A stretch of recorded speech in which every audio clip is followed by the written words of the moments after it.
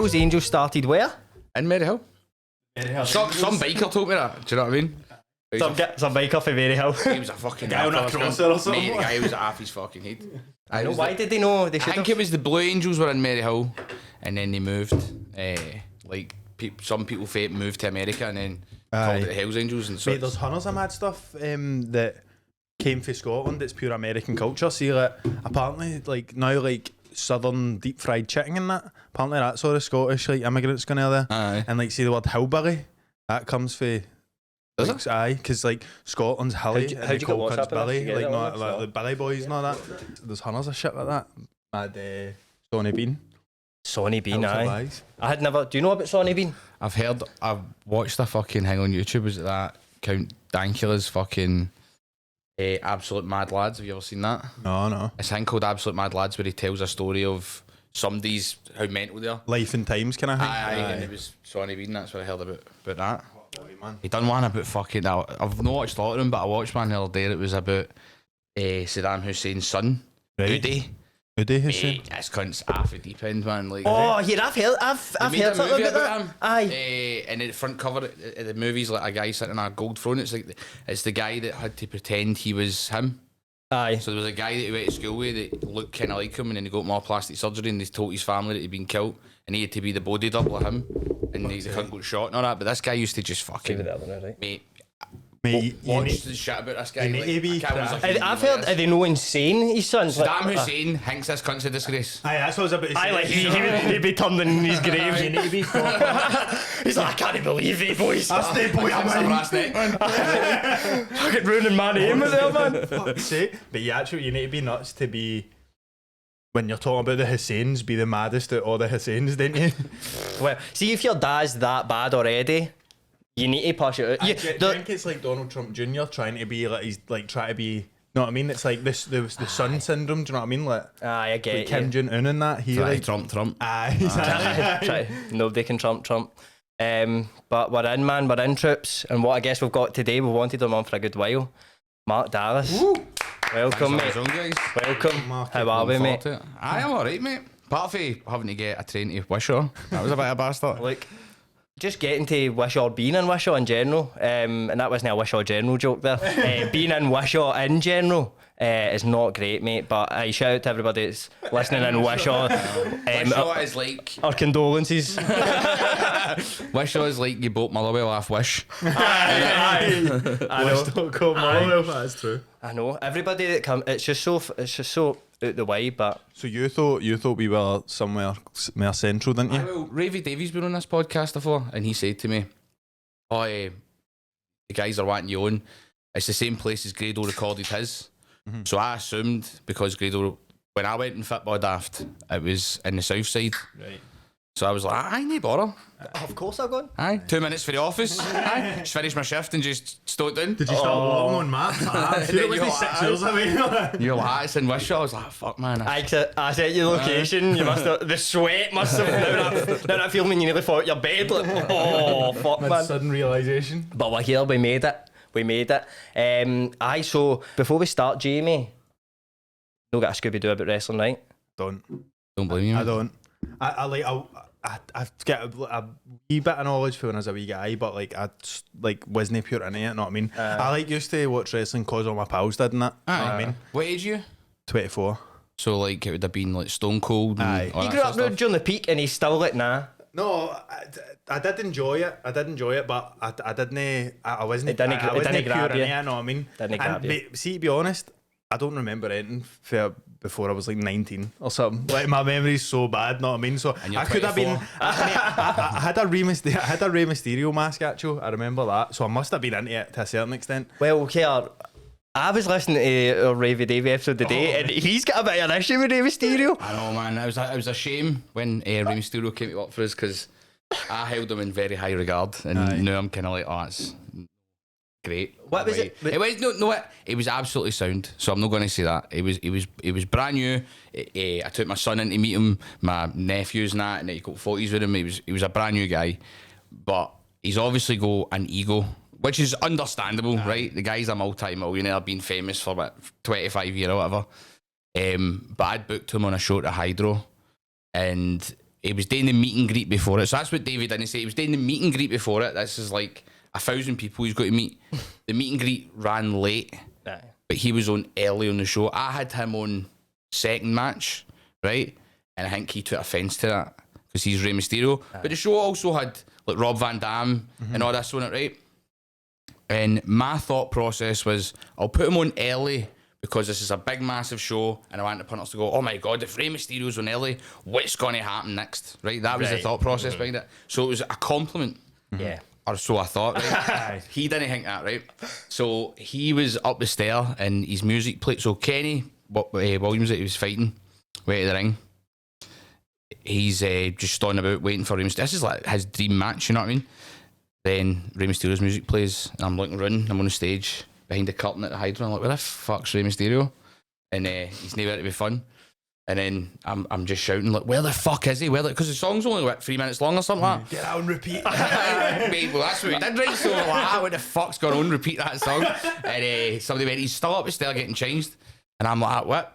I can't believe this. So Ravy ran up the stair and he was like, look, you fucking get down the stair.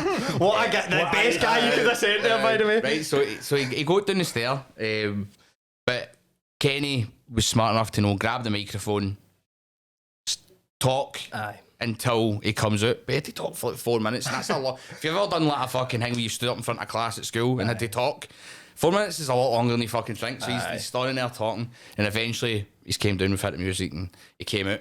Then after the match, I went into there's a corridor that leads into catering, walked around there, and he was talking to Kenny, and I heard him slaughtering me, right? But he didn't know it was me. He was saying, oh, you know, I shouldn't be on fucking second, blah, blah, blah.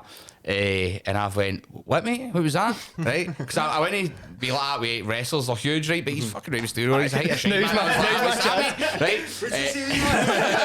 So how are you talking about? And he went, no, I don't mean you, because you're the owner. I'm talking about the booker. The booker's guy, right? So I went, I'm the fucking booker, mate. And then that's what I explained to him. I was like, look, it was meant to be a compliment. I was putting you on early to make it seem like it's a big show. And then he went, all right, cool.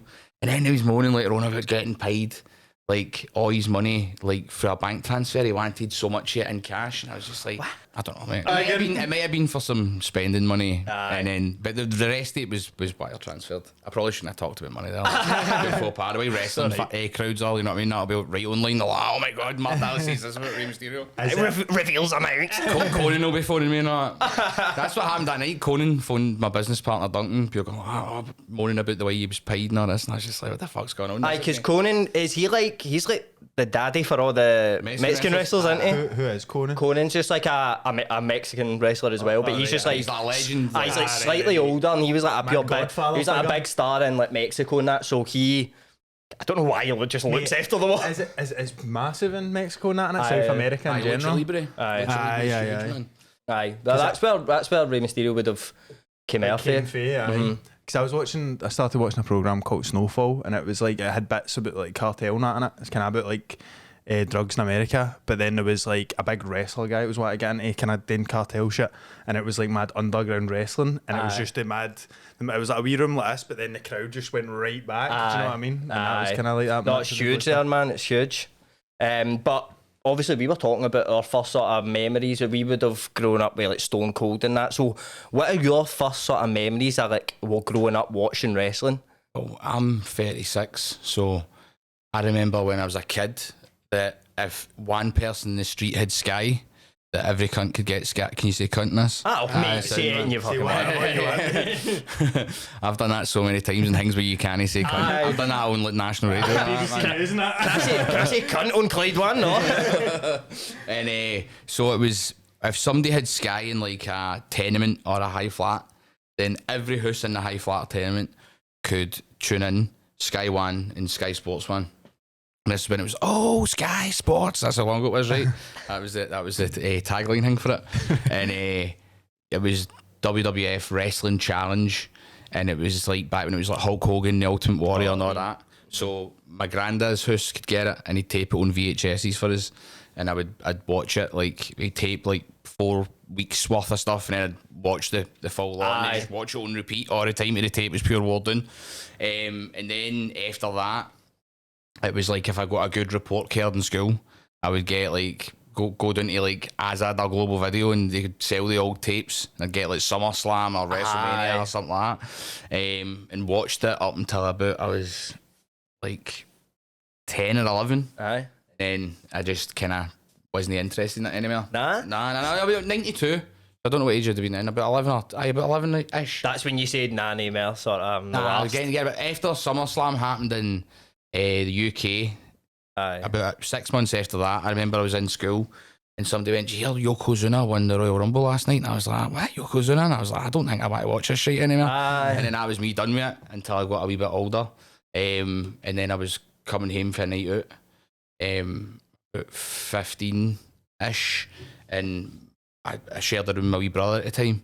And he was watching it with NTL. Remember, everybody had the dodgy NTL boxes where you fucking got the basic package, but then you got this thing that gave you all the channels. You get the porn and all that. And all that fucking right? So I walked into the room and he was watching, I think it was Royal Rumble, and Mankind had just been hit off this like sort of stage bit where the crowd was, and fell onto speakers that exploded, and then the speakers fell and tapped Mate, him. was it Royal Rumble 1999? 99, With The Rock? I believe it was. That's the first match I ever remember watching. And I swear. Mate, that was the and it was match fucking amazing. that got me back into wrestling, right? Because I was like, my bro, what the fuck's this? And he's like, that's the wrestling. I'm like, no, it's not the wrestling, mate. I remember the wrestling was like Papa Shango and all that shit, Sid Justice and all this. And he's like, no, that's what the wrestling's like now. Aye. So I watched the rest of the show and I was like, I actually quite like this. Aye. And then fucking got right into it. You know what I mean? I don't mean like fucking my whole life was wrestling. I still was going out and I grew up in a scheme and all that. So I wasn't like pure heavy obsessed with it, but I watched it every week. Aye. And really enjoyed it. Do you know what I mean? Was there a change at that point? Like now you're saying like these mad explosions and all that. Was it like more entertaining than it was in the 80s? Aimed at adults. So it was like when I was a kid, it was aimed at like children. And then at this point in time, what had happened is WCW was another company. All the old legends had went to WCW. They were on TNT in America. So the WWE or WWF they were called at the time had fell behind in the ratings. So compete with them, they says will be like Jerry Springer and South Park and all this, and it was the best. And it was called the Attitude Era, and it's honestly it was fucking amazing. Right? It's pure timeless, mate. It's like that's when we would have grown. Well, if you watched it, that's what we would have grown up with. Because I remember, like, see, Davey was talking about when he was in school and he was like trying to hide that he still watched it for people and all that, but I think that was in his later years. But see, at that time, it's such a cool thing, wrestling, and like I feel. I was maybe a bit older, so it wasn't cool like to the people I hung out with, mate. You know what I mean? When someone beating buckets up the back of the flats and all that. You seen DX and all that, right? It's like it was definitely cooler. And then that's when I got in it, and I was like, I think I might see about getting into the wrestling business. And I went to train. There was no way to train in Scotland. There was no Scottish wrestling scene. We were kind of the start of the Scottish wrestling scene, but there was one guy that was training people, or got to start training people in Falkirk. So I went there, and a couple of weeks later, Drew Galloway, who knew Drew McIntyre, he went there and all. And then we found out that the guy that was training us had only had one match down south, down in England. And then after it, he was driving the ring van, he went out for a piss, and they duct taped him to a pole and left him there and drove away, right? So we stopped training there, right? Because obviously that's not the guy you want to train, you know what I mean? But there was nobody else to train. And then we got somebody else to train eventually.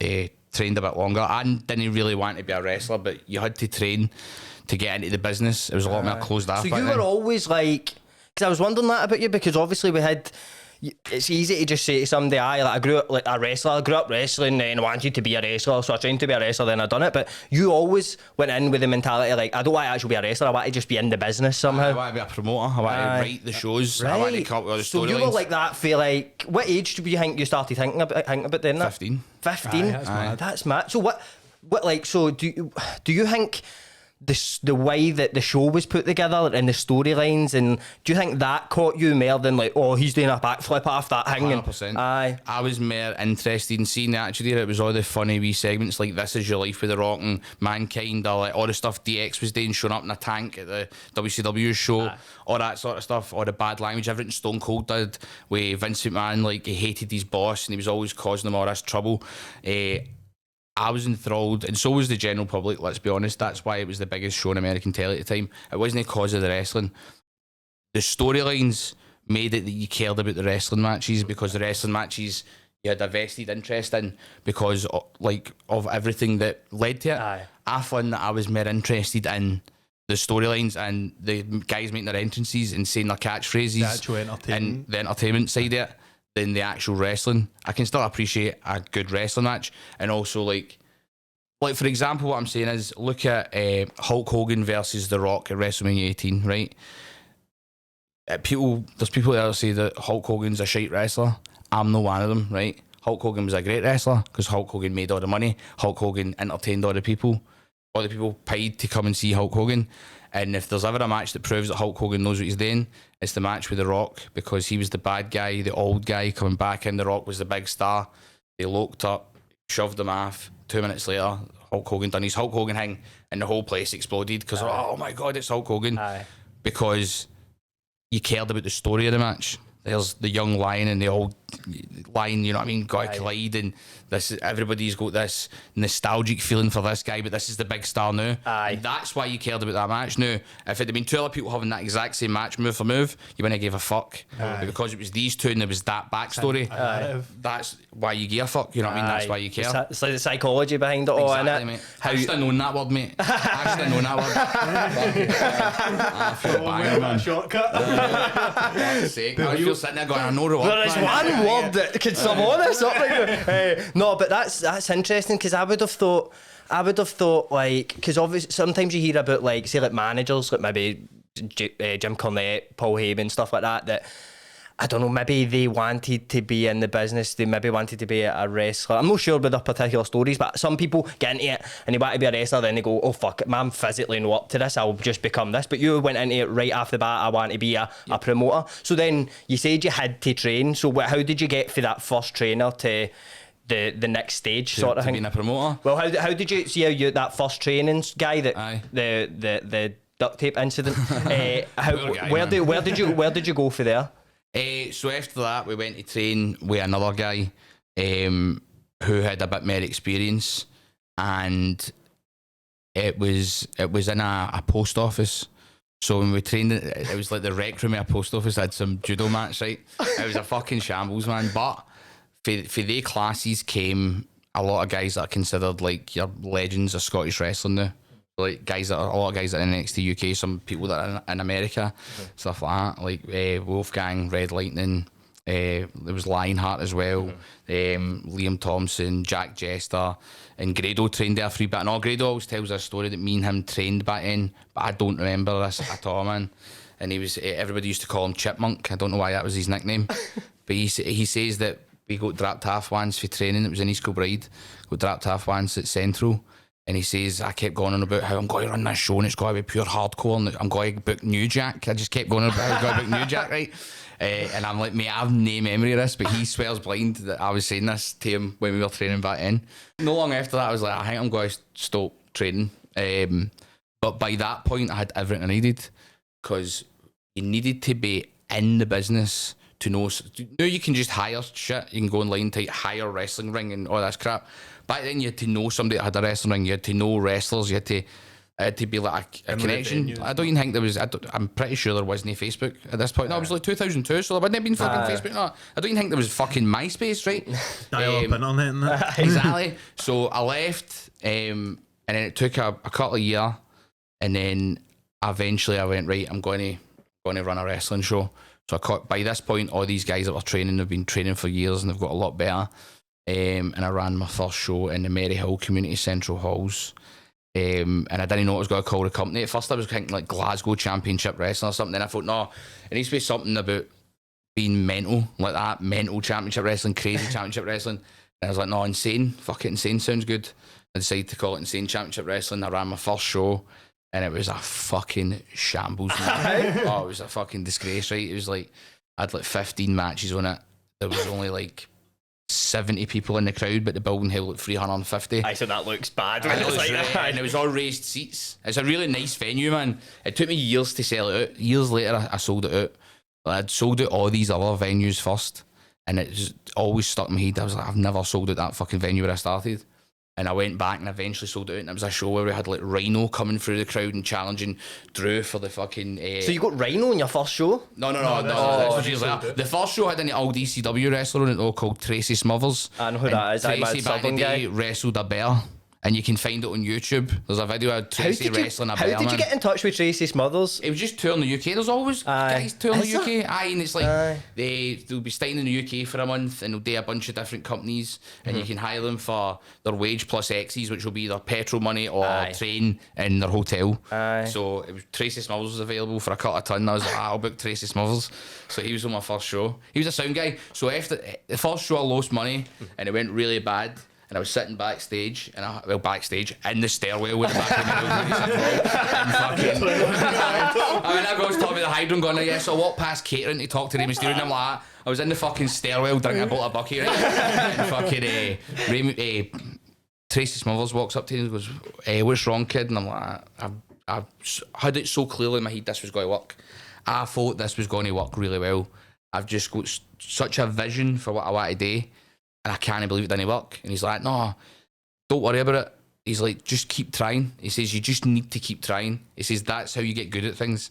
He says, if I tried to be a wrestler once and then it didn't go well, so I quit, then I wouldn't be I wouldn't be here right now, he says, in the stairwell at the main house community central. Like, that's so fucking, he was like, just keep going and it will eventually work out. He's like, I've ran shows that have had like 10 people there, because he's ran shows in like Kentucky or whatever it was, Knoxville, and he's like, 10 people there. I've had shows that have had 500 people there. He says, you just need to work at it. And I was like, alright, cool. And then he took a tan in my bucket, which I thought was pretty cool. And then he said it was stinking. And I was like, geez, that I know me, that's the point. We all kid on, really. But see if he hadn't, he's passed away now, but see if he hadn't talked to me at that point, I wouldn't have ran a second show. Nah. So that old guy, it was almost as if it was like this passing on that pivotal moment, man, where it was like, because nobody gave a angel. fuck. It was all these other people just like, fuck it, he's ran a show, it's never going to happen again. Whereas this old guy who didn't need to, this veteran wrestler came up and went, here, mate. And after the show I'd put on, he had no reason to go to me. Just keep going. Do you know what I mean? But he did, and it was fucking. I will always remember that. It was a class thing for him to do. It's kind of the same, like Mark saying, like when we had you and McVicker on. It's like the first shows. It's like a few people said that, like lost money and that, but I just wanted to keep going at it and that. It's like it's not never pure. If you get a mad vision, like you're saying, like a pure idea and a dream, it wouldn't obviously pure come off like that. The whole thing is, right, so a lot of people don't realise, right, that if you've got a dream and it's different for the norm, you're going to be scared to pursue it, right? So imagine like everybody's all standing in a line, right? And you think that if you went forward, if you pursued your dream, as you go forward, and a lot of other people are going to go forward, it's just going to be as hard. But you don't realise that the majority of people haven't got the balls to take that first step forward. So the thing is, see, when you take that first step forward and you look to one side and then the other, you realise that there's no a lot of other people standing there. And see if you just keep moving forward, one step eventually there's no cunt standing there and you're running, man, and you're off to the races, man. And that's it just takes you having the courage to pursue it and no give up at first. It's cheat. It sounds like something like a fucking Disney movie, but it's true, man. And like, you can't let defeat and adversity and all that get you down. Like, and there'll always be people that go, I knew you'd fail. They're failures. See the cunts that talk that? They're born failures. That's all they are. They're just reveling in the fact that you're only going to be better than them in their eyes. You're joining them. Aye. So fuck they cunts. Never listen to people like that. There's too much of that in the world now. People just want to shit in people. You need to just listen to yourself, listen to, you know what I mean, your heart and all that, and fucking go for it, especially man. in this country, mate. I'd say it's even worse in this country. I mean, in America, they're very like, chase your dreams, man, never give up. But I feel like here it's so like, if you know just if you don't. What, a podcast? Aye, exactly, mate. It's like, what you going to do with that? Who you going to go on that? And until the podcast takes off, then they're all your best pal. That's how it fucking works, mate. I know, mate. I know. But see how you're talking about your vision. You're like, I've got this clear vision, and it's interesting because all ICW shows are like over 18s, right? It's called Insane Championship Wrestling. Where did you draw the inspirations for this promotion? Was it things like ECW? Were you 100%. like, that's what I want in Scotland, basically? Aye, so it was like Attitude Era mixed with ECW, and that's what I wanted. Paul Heyman was like my hero. So he was who I wanted to be like. And then years later I met Paul Heyman and he fucking pure bigged me up at this show and all that, and it was one of the best moments of my life, man. But that was what I wanted to be like starting out. So it was like I wanted the ECW mentality and vibe, but I wanted the kind of wackiness of the Attitude Era thrown in. A kind of mix. Now by 2007, WWE, as it was called now, had really decreased the amount of like bad language and violence and all that sort of thing. It was trying to aim more at kids again, which it still is to this day.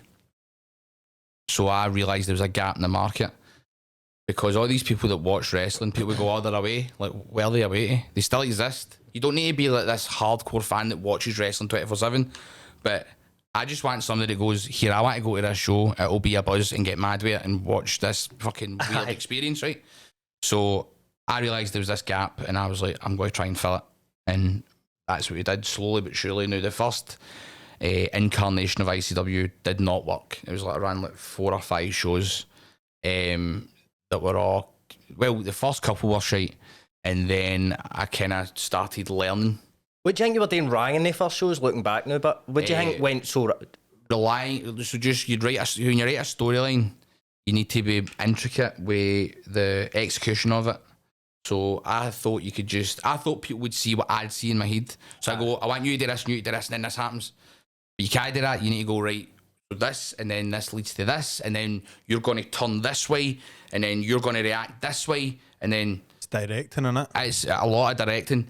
And then also if there's like things like music cues and lighting cues and different things like that, it's a production, and I just thought I could just write it down and then say to people in the dirt. Now, when you get further into the business and you work with more experienced people, then they get it, and that's how they end up becoming big stars and stuff like that. And sometimes if you work with the right people, they add to it as well. They add their wee spin on it and what they're saying and what they're doing and all that sort of thing. But what I was doing wrong was I wasn't directing it properly. I was putting on too many matches. I wasn't promoting in the local area. That was a big problem. I was promoting online, which is just shite. Like, you need to promote in the area where the show's happening. Now it's different. Online you can target an advert to a local area and all that sort of thing. So it is handy now. But back then I wasn't even putting posters up. So I was still at college, North Glasgow College. So I went to the library and just fucking abused the library's printer, man, and printed out banners of posters, man, and then just stuck them up everywhere.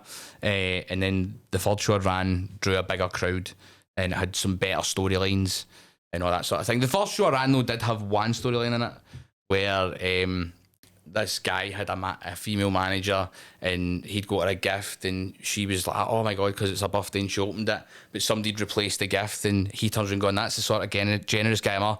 As he's looking the other way, she opens and goes, what the fuck's this? And it's a dildo, right? So this big wobbly dildo, I'd had to go into the sex shop down at the bars to get it, right? And this guy's pure looking at me going, what do you want that for? And I'm like, give me your wobbliest dildo, mate. This is what I said to me, how can I help you? I went, I'm needing a dildo that's kind of like rubber, so like if somebody was to wave it, it would like wobble about and all that.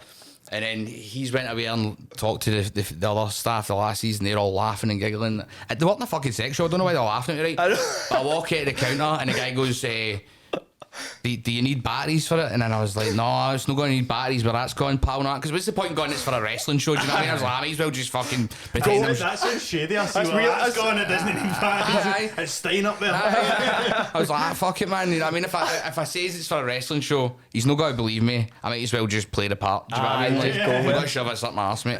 So I got that back, and then I was in buying like tuck shop stuff because it was a community centre at the time before we ran nightclubs.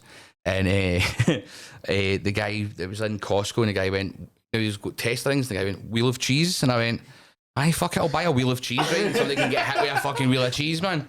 I used to smoke a lot of weed, right? So it's like, that's how a lot of these ideas come out. I was like, some cunt can get hit with a wheel of cheese, mate, right? So I got this wheel of cheese, and I've stuck it under the ring, but the floor's concrete, right? And it was like near enough winter. So we'll come back to that wheel of cheese in a minute, right? So like, this is sort of generous guy, I'm all, boom, dildo out. What the fuck is this? He grabs it. I did not buy you this. I did not. But so he's waving it about it. He's like he's pure raging. And it's just floating about the place. So then the good guys come out. One of them's Drew McIntyre. And they attack him. And they grab the dildo off him. And I believe this is the world's first ever. Send him off the ropes. Jump up, hit him with the world's first ever dildo clothesline. Did he sell it like a clothesline or all? It just boom, right back, right. I remember like years later that guy was running for a local election wherever he stayed, and he was like, can you take that video off YouTube? And I was like, absolutely not, mate. Right, so he hits him with a dildo, right? Dildo clothesline, bing, right? And then the lassie tries to jump on his back to grab him. He flips her, Aries shooter onto the flare. And then she gets back up, and the little wrestler goes under the ring, grabs the wheel of cheese, right?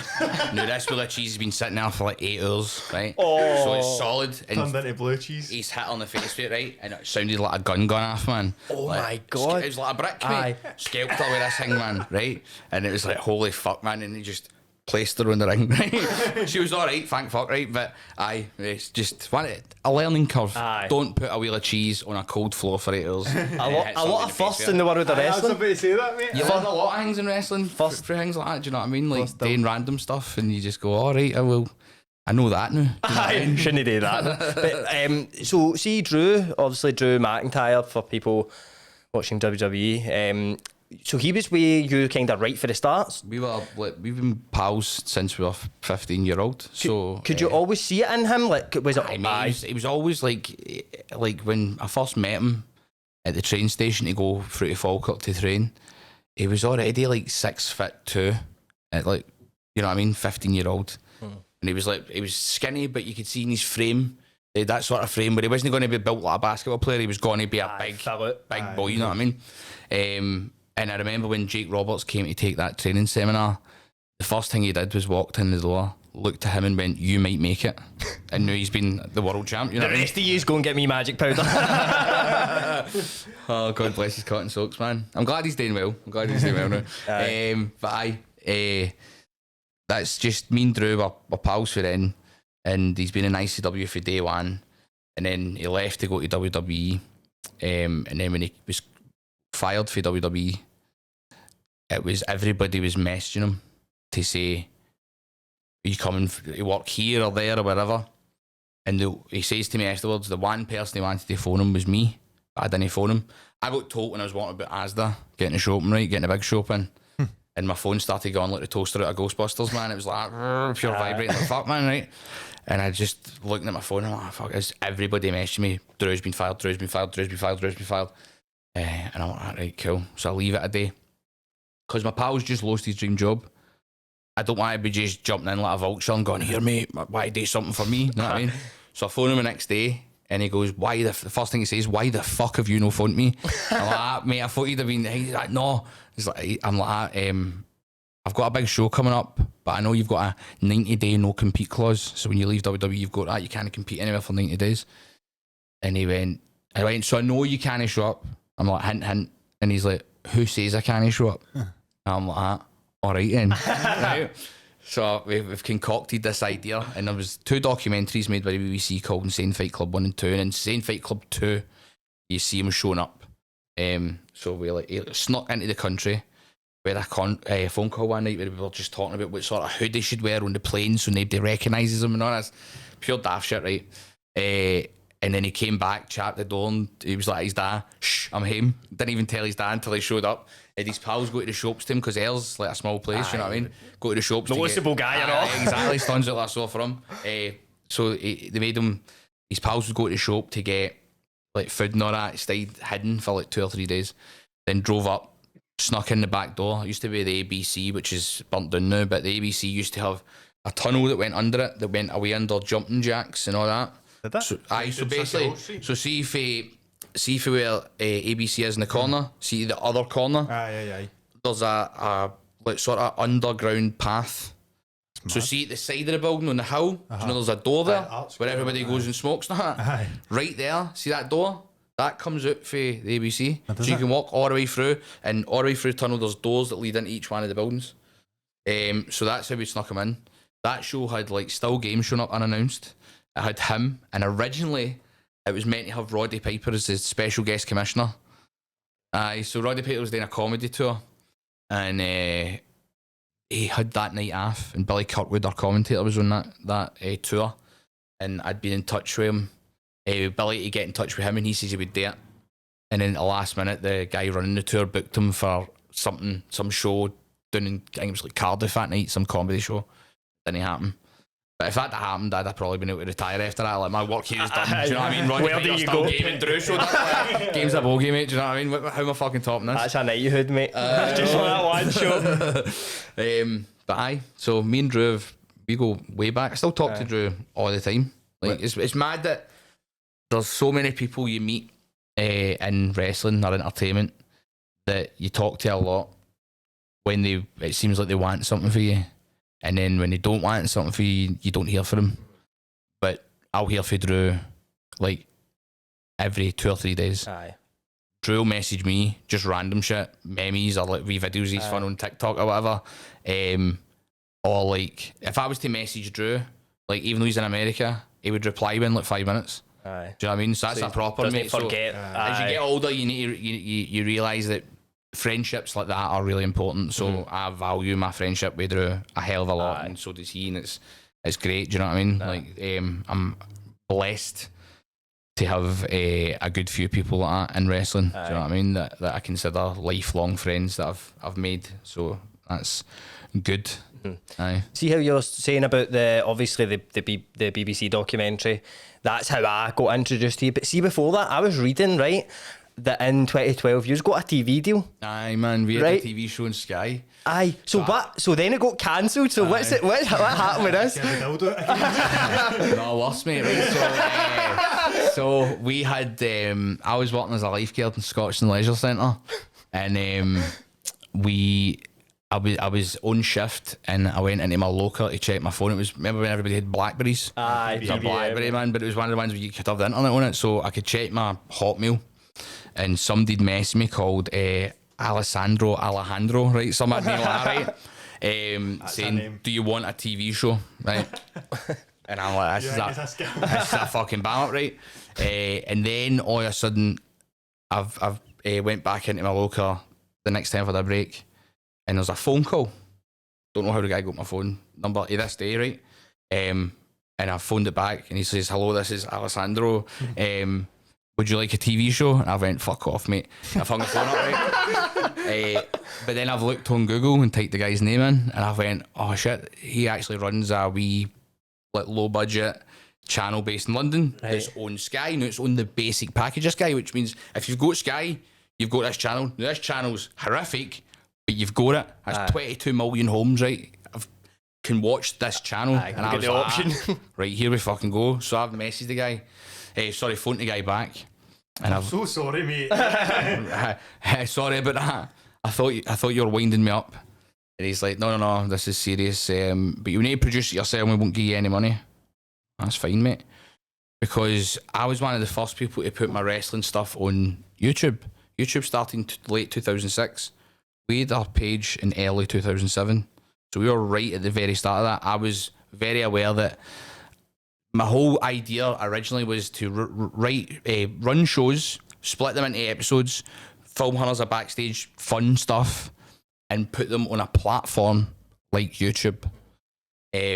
So we'd already started doing that by this point, and he'd seen this, and he went, "Do you want to do it on TV?" So I was already doing it for free, no bother at all. Just had to get the TV cameras and all that. It was a bit different from when we were on YouTube, and I was like getting a camera out of fucking cash generators. And when the guy opened the mad glass cupboard and walked away to check somebody else, I pocketed another camera. So I walked out with 2 cameras, right? Stuck it in my bag, man. Oh fuck. I'm not ready. I'm just at the shower. I'm not used to doing. Oh shit! I need to do the ads with Evan.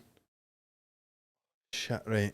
I'll Right, no, it's fine. I'll have a wee sip of my coffee. What's happening, Trips? Right, so you know the sponsors. You know Beltrlux. You know them well.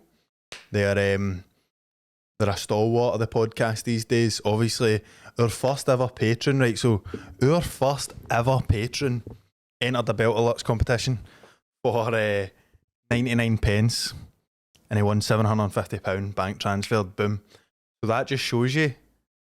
Subscribe to the Patreon. You watch Reilly's Gaff. You listen to us about ads, and you can make fucking dough. You can make bare peas. Know what I mean? So the competitions have got on the now. They're just another job lot of them. Get the Rolex GMT Master Batman. Oh, look at this thing. That is a fucking nailer. Look at it. Look at it on my wrist, Joseph. You'll be able to do that. Look at that. Fuck off. What are you doing? Right. They've got an Apple iPad 6th generation there. Like, you can't get them for love nor money these days. You can get that for 99 pence. So, as I say, guys, Beltrlux competitions aren't they just like, it's not the lottery. It's not like your chances of winning are, they're what do you call that? Capped. They're capped, right? So, for example, there's only 125 people entered this iPad. So, you've got 1 in 125 chance to win an iPad for £1. You know what I mean? The odds are brilliant. You've got your Dyson Airwrap complete kit. Oh, Joseph, what would you do for a Dyson Airblade right now? Oh, I'd create some sort of vacuum in my mouth for anybody. What, you would be an Airblade for someone? I think I'd need to be. Because you can't afford the 99 pence in Beltrlux? Because you should just do that, mate. If you're wanting one, which I know everybody is. The other competitions will get 500 quid for an instant 500 quid transferred to your bank account. There's only 96 people entered that, so honestly, you're laughing with these. They're running competitions on their Insta and all. Get out of their Insta, and it's just fucking put this post in your story and tag 3 people, and you can win a Rolex. Come on to fuck. I've entered it 17 times, made 17 different accounts. That's what you should be doing. No, I can't. I've not done that. But Trips, get on to Beltrlux. They've been brilliant with us. And as always, Trips, you get dough off when you use one of your codes. In this instance, it's Reilly's Gaff 50 for 50% off. So you could be winning an iPad 6th generation for 50 pence. You could be winning a Rolex GMT Batman Master Absolute Topper plus 20 grand watch for a £5. You win a Dyson Airwrap for 50 pence, know what I mean? And if you don't want it, get to me. I've got lovely hair. You might be bald. What is that? What is a Dyson Airwrap? What is it? So, you're talking about vacuums and you're moving that, mate. It's like a hairdryer that curls your hair straight away, but you can get like different attachments for it. But it uses like the Dyson vacuum and it just like sucks in your hair and dries it all and curls it all and that. But they're fucking. Is that what you use, eh? No. I've not got 50 pence to enter the competition, but I'm saving up. I've been like busking in the street. I've been busking by doing my like Waka Flocka impressions. You know what's shite about that? They only give money to cunts with curly hair. Thanks to Beltrlux for sponsoring the podcast. The podcast is also brought to you by G4. Now, if you get into a wee, what do we call them? Fender benders. If you get into a wee fender bender, if you get a wee scrape, a wee hit, and say you're not wanting to go through your insurance or that, your Avivas and that, no, that can be a hassle, do you know what I mean? See, if you want to keep your no claims discount, your no claims bonus, want to keep a clean record on your insurance, then G4 Claims will claim directly to the person. They'll just go to this guy's door, shouting and bawling. No, kidding on. But they'll go directly to him, so it doesn't affect your no claims discount and stuff.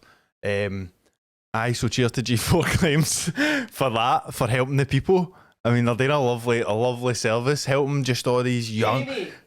Jamie, excuse me. Who the fuck is this? Are you talking about G4 Claim? Aye, what do you want?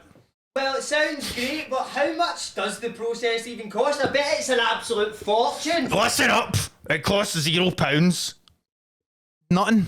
It costs nothing. That guy's lying. It costs nothing, right? I'm no lying, Joseph. We need to get this wee guy out this studio now because he's just got. He was a fan. He came up to me and said, "I've seen your tweets. I've seen your hair. I love it all. I just want to be involved with you." So I said, "Come up to the studio," and all he does is shout and ball. His name's Evan Reilly. Right, troops. Cheers. I knew this guy called Sean David, who was a commentator as well at the time. And Sean works in the BBC now, and for a bunch of different people as a editor and stuff like that. Brilliant at what he does. And him and a guy called Ewan Denny, who runs a production company and works in TV and stuff like that. He did that. Remember Lincoln Lawn? Remember the videos where it was the English guy and the Scottish guy? They were on Facebook and it was like Scottish words and English words and that sort of stuff. The guy with the ginger beard, that's Ewan, and they made remember Chris McQueen's TV thing. Right, They produced that as well. So they helped, produce the show. And by this point, we'd started moving into nightclubs. We were running shows in nightclubs, so the aesthetic was there, the vibe, the look department. You wanted, exactly. So I had this TV show on, and they put us on at 1 a.m. Now, we were told if it done well, they would move it earlier, right? So after like 3 weeks, they moved us to 9 o'clock at night. Prime time. Beltrlux slot, right? Moved us to 9 o'clock. By about week 5 or 6, the 2 highest rated shows in that channel was our show and then the repeat of our show at 1 a.m. Now, the contract had in it that they could air the show 5 times in the week. So it was like getting repeated at like 2 a.m, random times throughout the week, but the main first airing was 9 o'clock. So it's all going well. But obviously ICW is a bit out there at times, right? So I am in work, and by this point I've convinced them, because we're on 9 o'clock, look, I know you can't give me money, but if I get a sponsor, can I keep the money for the sponsorship? And they went, aye, right? So I was talking to Iron Brew, Monster, and I think it was Tenants. But then Tenants went, we can't have anything to do with it because we don't want to promote violence. I went, do you know sponsor the old firm? Know what I mean? Like, I think they were like sponsoring things for like Celtic Rangers at the time. I'm like, what the fuck are they talking about? Right? Create alcoholism. I know, can I promote violence? For fuck's sake.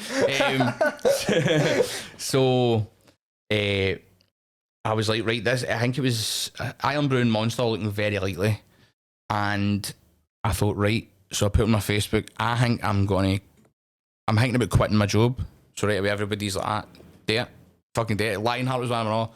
Date, mate. Was this when you were in the... I was sitting in the tennis, lifeguard? the badminton court bit, Right. in the reception, which is the part of the thing where there's no manager and you just sit yourself and they're all just like, date, fucking quit. So I went up, mate, I went upstairs, fucking got my bag, went down, put it inside a black bin bag so they couldn't see what I was doing, walked down the stair. This manager, I won't say his name, thought he was a prick. The other 2 managers were sound. And he was showing people around the building trying to get a higher up job for the Commonwealth Games, showing people around for the City Chambers. Oh, right. Starting to tap the stairs, and I went, whatever his name is. And he went, what is it, Mark? As if we're pals and all that, right? And I went like that, threw the bag down, pulled my bag out and went, fucking quit, you prick. Right?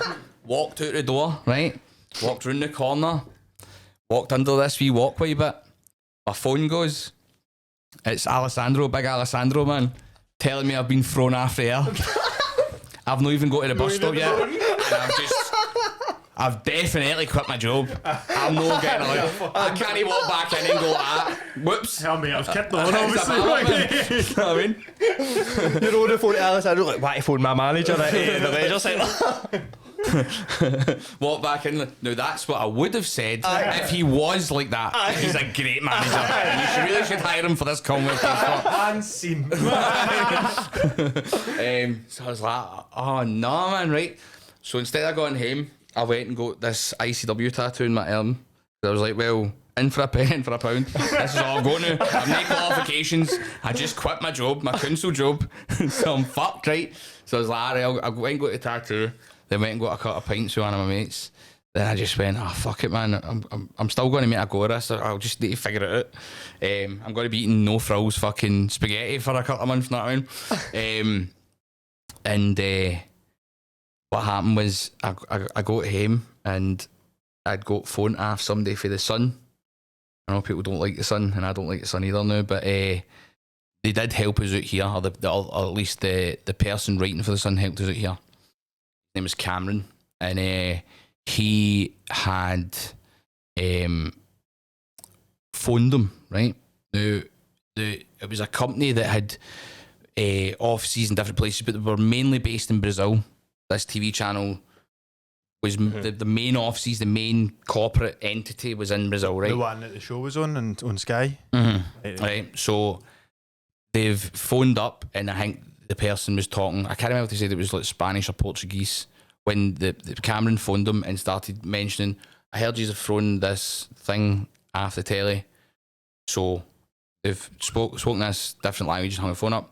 So he's went and got somebody that speaks in Portuguese or Spanish, whatever it was, in their office. So when they phoned back and the person started speaking that language again, boom, they've put this cunt on the phone to speak back to them, right? So they're flabbergasted, man. Checkmate, right? They don't know what to do. Aye. So he found out all this information. So we end up meeting us. And he's like, do you know what happened there? I went, no. He went, right. So he went, there's been one complaint made to Ofcom. And apparently it was some Wayne got up eating his Cocoa Pops or something like that. And they've put a repeat on at 5 a.m. The show was an hour long. The Watershed, where you could put mental shit on, technically ends at 5:30 a.m. Right. So between 5:30 and 6, our show should never been on the telly. But they'd put it on, right? So the scene that was the scene that fucking sealed the deal, right, was getting thrown off the air, was before the show, we used to get Billy Cutway to say to the crowd, whatever you do, don't say the word cunt. So there's a wrestler who is pissing blood, so his whole body's covered in blood, right? He'd gigged, wrestlers like Nick, but what he didn't tell us was sometimes they take some paracetamol or like a wee tiny bit of red wine, which thins your blood, right? He did this, right? Then I remember a couple of years later, we were doing one of Grado's shows at the Pavilion. I'm sitting there and he goes, aye, blah, blah, and I'm a haemophiliac. And I went, that means you've got thin blood. I went, you've got thin blood and you thinned your... I went, no one of you nearly died that night, mate, right?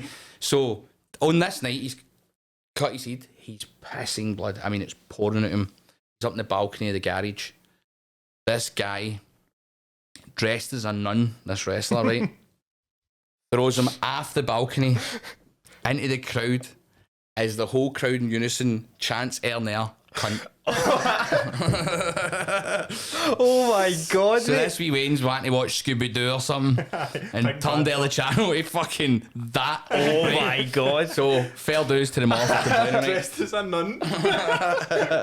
And so it turned out that the complaint was against them, not against us. So the Sun wrote this article about us, right? And when they wrote the article about us, it made the production company that made Insane Fight Club... No, sorry, no, the production company. It made the people that made the Vice documentary, because it was a Vice documentary first called The British Wrestler, realise who we were, and then they got in touch, and then that documentary led to the BBC, and so on and so forth. But I've just remembered one more story there about our TV deal. The very first taping, right, was in a club that shut down now called Apollo 23. It's Highlight now, next to Walkabout in the city centre. Oh, right, aye. Right, so it was in there, and we were filming it. Now, we had to film 8 matches to split into 2 matches per episode to get 4 episodes. That was our first month of TV to get it sent to this channel, or the deal was fucked, right? So, back then, we were all bevying and all that stuff, right? And you don't do that now, but back then, like, everybody was getting bevied. It was like, we got changed in a room where there was like kegs, and we just tap the kegs and get mad with it, right? And the ring breaks in the second last match. Now, I mean, the ring, like the turnbuckles bend in, one of the beams has came out, it just fucking collapses, right? And I'm like, oh no. So the main event's meant to be this big thing. So there's a good guy team and a bad guy team. that were feuding at the time. So I went to the ring, grabbed the mic, and I went, you guys knew we're going to have a Glasgow street fight, right? And Big Wolfgang's ran out the back with a bin, big metal bin, just fucked somebody in the back of the ear, right? And all hell's broke loose, right?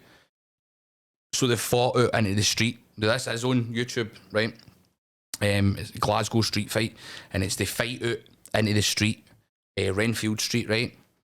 There's a bus, right? Somebody gets launched off the side of a bus, right? Fucking two guys fight into Cineworld, right? The security, I've got all this on footage, right? The security girls run out of Cineworld, right? Because there's like 150 people going, pints and all this, right? There's cunts fucking like scrapping, right? My God. And then two riot vans show up, right? And I go, you can hear in the clip me somebody going, everybody back inside, but there's a few different people shouting out like, get back inside. So everybody piles back down the stair, right? I run down the stair, right? 1, 2, 3, the match finishes near the ring, right? So I run away there, get some tapes, take the tapes out the cameras, replace them with blank tapes, right? Stick them in my pocket.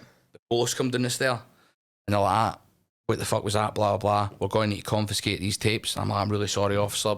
Whatever. Take the 2 blank tapes out, give them to the police. That's quick thinking, that. We've got it, man. Aye. So we got away with it. That was fucking sharp, mate. That's sharp. That's on the ball, That's how man. we got that. Mate, The first imagine episode doing in. all that and then like no swap my tape selling just for I swapped them out with the rang tapes, the tapes that we'd filmed on earlier in the night. Fucked that about her. But aye, that was how we filmed the first episode. Fucking hell. madness. And then you were saying, like, obviously, the Vice documentary led on to the BBC documentary. Yeah. And that's how I think that's how I got introduced to yous, and people like Grado was in that, obviously. Talk to us about Grado. I would say it's the Scottish Dusty Rhodes. Would you think about that? Mate, I'd say that, and I would also say like what Hulk Hogan was in his prime, like in Scotland. He's like he's a household name. Aye, definitely. So like that's one of the biggest stars to ever come out of British wrestling, by far. Aye. Like, he's a character. Like it's not like he puts it on. That's exactly who he is. What you see on camera. That's probably how it's worked for him, innit? Because that's him. Because the best wrestling characters are just people with the volume turned right up. Aye. And they're no acting. They're actually just being themselves. Exaggerated. And he's just, he's such charisma. And the first time, I remember we were going to use him. And then I think something happened to, like, one of his pals had passed away or something. So it ended up not happening. But it was, we were at a leaving do. Somebody was going to wrestle in Japan. And there was like a gathering at a pub to get a whip round for him to have money when he went, and it was Renfrew, who used to work with us, was standing with us, and he was like, we were outside having a fag, and he's pointed at him, and he's went, do you remember him? And I'm like, no, not really. And he's like, do you know he sells like Rab C. Nisbet? And I went, do you sell like Rab C. Nisbet? I was like, some cunt hit him in the back, so somebody hit him in the back, and he went, oh, my fucking shit on that, right? I was like, that's brilliant, man. I was like, you do it all the time? And he's like, aye, that's how I sell when I'm getting hit and all that. Oh, that's fucking great, man. I says, I could do something with this cunt, right? So we were going to get him in the square goal, which is our version of the Royal Rumble, and then he couldn't make it. That's brilliant, the square goal. Aye. So the difference is that the square goal has 5 weapons drawn at random as well. But they can be comedy weapons, or they can be like serious weapons like barbed wire, baseball bats, or like a rubber chicken. I was actually just about to say that. There's been a rubber chicken in a few of them. Or big 18-inch rubber dildos. There's been dildos and all, mate. We cover all the gambit, mate. The full spectrum. Aye, a big belly. Don't be daft, mate. Not a big fish. When you go that far, man, come on. Had a wee lot of cheese, but no fish. I think we wanted to use a fish one time, but then somebody informed us that a big massive fish is like getting hit with a baseball bat. Because it does ring a bell that one time we were going to get It seems like something you would go over. Aye. A big tuna, man. Imagine getting whacked with that, man. I know. It's because apparently because they got it nice. It's just muscle. And it's got a backbone. That when you get hit with it, it's like getting hit with a baseball bat. That's what Oh my a God. fishmonger said. Imagine you sitting in the back. He would know. Imagine you sitting in the back and somebody gets whacked with it and they're actual just out cold. You do that. This wasn't meant to fucking happen. I'm like, keep filming. This is gold. You got this swappy tapes, man. But I see just on the BBC documentary, obviously that's how like, a lot of people got introduced to you. Do you feel after that ICW kind of, did you really feel like an increase in the popularity of it? I feel like it cemented us as part of Scottish pop culture, definitely. It was, I remember when it went air on the telly, it was Grado. I was messaging Grado and messaging Jester, and I think EastEnders was on late at night, so it just finished, and then the BBC logo came on the telly and it went, and from one thing, one world to another, now to the wacky world of insane championship wrestling. And I just went, oh my God. I says to him, I'm going to go walk the dog, because I biffed out, right? I'm like, no way, they're going to be in my house on world. And it was meant to be in BBC Scotland, but then it got changed to BBC Nationwide in the UK. And I was like, oh my fucking God. And I was texting Grado, and he's like, mate, I'm freaking out. I went, I'm freaking out. Oh, mate, I can't believe that. And then we just saw the reaction online. It was like, oh, this has actually went really well. And the next morning I woke up, and I'll never experience this change again. But it was like, there was my life before that day, and there was my life after that day. Mm-hmm. And it was as if I became a face that a lot of people recognised from that day forth. As soon as I went out the house that day, I got stopped and asked for remember country used to ask for autographs? It's not hanging anywhere, I don't know. Autographs and selfies and fucking everything, mate. Like, and I was just walking to the corner shop to get the rolls, and it was like 2 minutes from my house in Finniston where I was staying at the time. I was like, this is fucking weird, man. And it feels like my life is completely different from that day. Aye. That's mad as well, because like even for me, like making, when obviously nobody knew who I was, and then I would make these videos, but it was a kind of maybe a gradual thing, whereas like I'm slowly getting more views and this, and then more people recognise me, and then I'm doing this podcast, so it's a gradual thing, whereas you had like one day where and I can understand how you feel like your life is like a new chapter almost. There was nothing gradual about it. It was so weird. Like obviously we were running shows in the town that had a wee bit of buzz in wrestling circles, and certain people you might get recognised once in a blue moon, but that day changed everything. Like, changed everything for me, Jester and Grado. Like, it would never be the same again. It is good, and it's also a bad thing. Do you know what I mean? You go a night out, and fucking somebody's acting like a dick standing next to you, and like they want to talk to you, and you're being nice, but then you don't want to entertain them anymore. So maybe you say one sentence to them, and then you turn away, and you don't think about them anymore that night or ever again. But they'll go and tell all their pals he was a fucking wanker, cunt, Dallas after blah blah blah, and it's like, how many times has that probably happened in my life? Do you know what I mean? So definitely. You get this reputation that precedes you for things you've never even fucking done. Do you know what I mean? Like, even like if people catch you and you're fucking in a bad mood or whatever, like to you that's just one day. Like a normal human being, mate. Like everybody's got fucking, even like how many emotions do you go through in one fucking day? Maybe you're having a bit of a cunt at a time, and somebody fucking. No, I mean, see you and your bird having an argument. He was fucking shouting his bird, he's on meat and all that. I was thinking about this, right? See, like, talking about that. Not how, like, I don't know if you have ever thought this, right? But now, because I've been, like, people have started noticing me because of this. Sometimes, like, I do mad shit that's heavy embarrassing, like, every day. Like what? Just, like, go to Tesco, my jammies, walk about, pick my nose and all that. I can't do any of that shit anymore, know what I mean? You can't be a mad faceless cunt. Overthink that. That's what you can't be. You can't be a faceless cunt. And I heavy miss being a faceless cunt. I feel you, so mate. if I'm walking back somewhere, steaming and, like, falling about the place, like, think how many cunts you must see in a night out like that. A million, right? I know. But if they see me, people go, I saw that, he was a fucking shambles, mate. Like sliding along the wall and all that. But I'm no more steaming than near enough every other person in the town. I get you. Because you know my face. And then it's like, oh, he's a fucking shambles, man. Blah, blah. It happens all the time, man. But like, I think of that and all. Like, I done an Armani trackie the other week, and we were going into Morrison's, me and my missus, but she put it in the wash, and a bit of the gold line that came off underneath the logo, and I went, I can't walk into the country see me, and I like, look at him, he's a fucking tramp, the bit's coming off his joggies and all that, he's probably been wearing that trackie for about 6 months every day and all this, and but they probably will, mate. Too right, I know, mate. But you're pure hitting it, man. No, I don't. You get the joggies so right in the bin, mate, right in the bin, I'll fit like that, get me fuck, man. It definitely removes a layer of like privacy of your life that you can't really ever get back. A poison chalice. It is, mate. It is, but man. It's like, as well, it would be stupid. I sometimes feel stupid, even though like people will never understand it unless it's because, see, people watching this or people that I've ever tried, even my pals that I've tried to explain it to, who are just like just your everyday normal, like whatever, you can kind of see it in their face, like, but it's just people coming up and wanting a picture for 2 seconds and that, but they don't realise the effect it has on you. Like, when you're out somewhere, you're constantly. You've got to be constant, no on guard, but you've got to be ready for somebody to come up right in your face that you've never seen before and talk to and interact with. Like somebody, I did this, I don't anymore. I used to do this character like the Bearsden Boys and like they were like all this shit, right? And I was in a bar. I was in a bar with my girlfriend in Partick, but there was no seats inside, so there was 2 tables outside, so like you had to sit there, like whatever. And these 2 boys walked past and like that. There's that fucking mad posh wanker cunt, right? Aye. And I'm like, and they're like, there's that mad posh cunt. So he literally thought that character was actually who I was.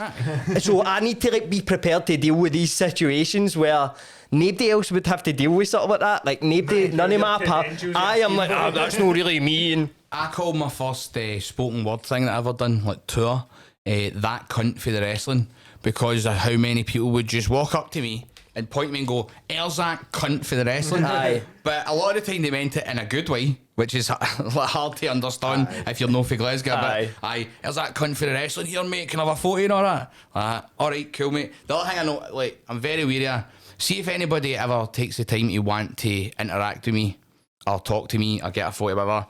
I see that as a great thing. Like, I can't believe you think I'm worth even coming up to talk to, right?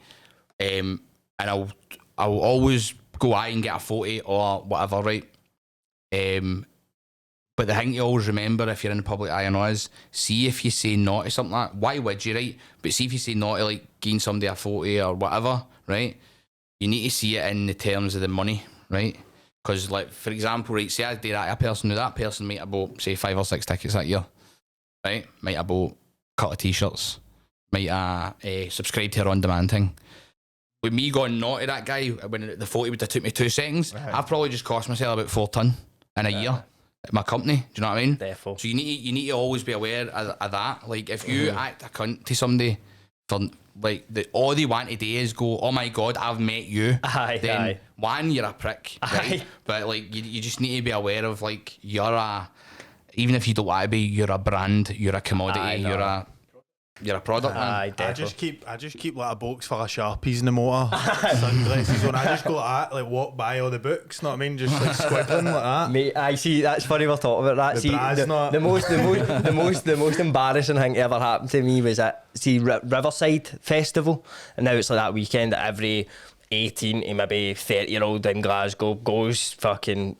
Gets fucked, whatever. That's like the people who go to that are like the people. That is like everybody who would ever be in my audience in one place at one time, right? So it's like you walking through a fucking wrestling seminar, like in Scotland, like. You know people are going to come up to you, so people are coming up to me all day, fucking blah blah blah. Oh, can I get a picture? Can I get a picture? And they bother. And then it was getting late in the night, and I'm sitting right, and there's two lasses sitting eating. One of them's eating a hot dog with onions and all that, right?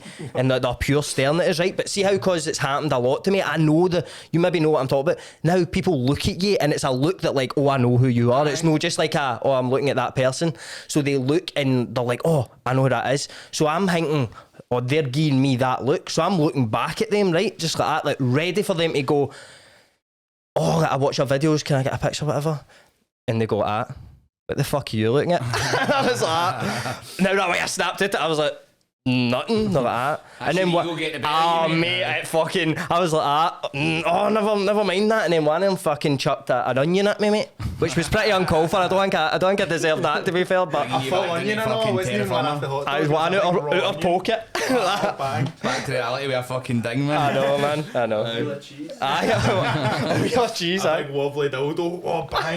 See that whole bit there where we were talking about that, man? There'll be people listening to going, they 2 are fucking, are they 3 are absolute wanks, man. No, I know, Right. but and I'm happy to be a wank, man. But the thing, it's healthy to have an ego, mate. But this is, it's no, I don't think it's ego. It's like we are made to feel embarrassed. Like these are just lived experiences that we've had, right? And we're made to feel like we should be embarrassed to even discuss the reality that we live in, because. Do you ever get it that like somebody one of your mates will go like, oh, so what are you doing today? And I'll be like, oh, well, I'm going to write this thing for the WWE. Then I'm going to go and do this podcast. Then I'm going to go and they're like, wank. Aye, Nah, mate, aye. I'm just telling you what I'm doing today. Aye, I'm sorry that what I'm doing today isn't heavy shite. You know what I mean? No, that is it. That is it. It's the same with us. It's like if one of our pals would be like that, or like just want to do this and be like, we're recording that day, like we're up at the studio that day, and then we're doing a mad hit, we're going to Coat Bridge with Spexy and all that. They're just like, sound mate, no worries. Like you can tell they're just like, what the fuck, man? It's a pure weird life. Saying the word vlog a lot Oh, lately. vlog, I know. I'm trying to get away from saying vlog. I'm not quite there yet. But I see just on. So obviously you had that documentary. Things exploded for there. So are you starting to book bigger and bigger venues after that? Aye, like so we're in the Barrowlands Hall of Fame. We've run the Barrowlands about 7 or 8 times now. We ran the ABC quite a lot. That was one of my favourite venues. The bar is a fantastic venue and all. You know, the bar is under the floor has millions of lines of tennis balls. Is that how to make it bouncy? Mm-hmm. Fucking hell. That was the guy who runs the bar has told me Mate, that. That's class. Now everybody says the bounce in there is quite different, and that's Did you because actually notice that or no? they said it's Canadian maple oak, the wood and the flare. Don't know what that's going to do with it, right? But then there's a wee tiny gap, and it's just millions of rows of tennis balls. So when you jump on the flare, it bounces. That's class, Aye. mate. That's Mind like you- a pure dream. See, like cunts, like that, like small bands and that for here. That's like a pure dream, like playing at the bar is. Know what I mean? It's a pure legend. Oh, it's incredible Is that walking out the not bar. like- Is mate, some of these venues, like walking out the Hydro in front of like 7,000 plus people, and I'm just standing on the stage looking, and there's like a screen going round the bit where it's like the different tiers saying Mark Dallas, and it's my music playing, and everybody's looking at me. I'm just like, this is fucking amazing, man. Do you know what I mean? I mean, it's fleeting. It's a moment in time. It's fun for the moment. It's but it's shit that you'll remember. Your guy, I'll shit. You'll show your grandmains and that stuff. Do you know what I mean? 100%. People think it's like the be all and end all, though. People think if you chase that moment, then that moment will change your life, and it's like, well, it won't really. Do you know what I mean? It's Like, a part of your. it's a part of the story. It's all about the journey, baby. That's it, mate. And when you get older and all, you realise that it's more about spending time with your family and your friends and all that sort of thing. And your job should facilitate life. Your life shouldn't facilitate your job.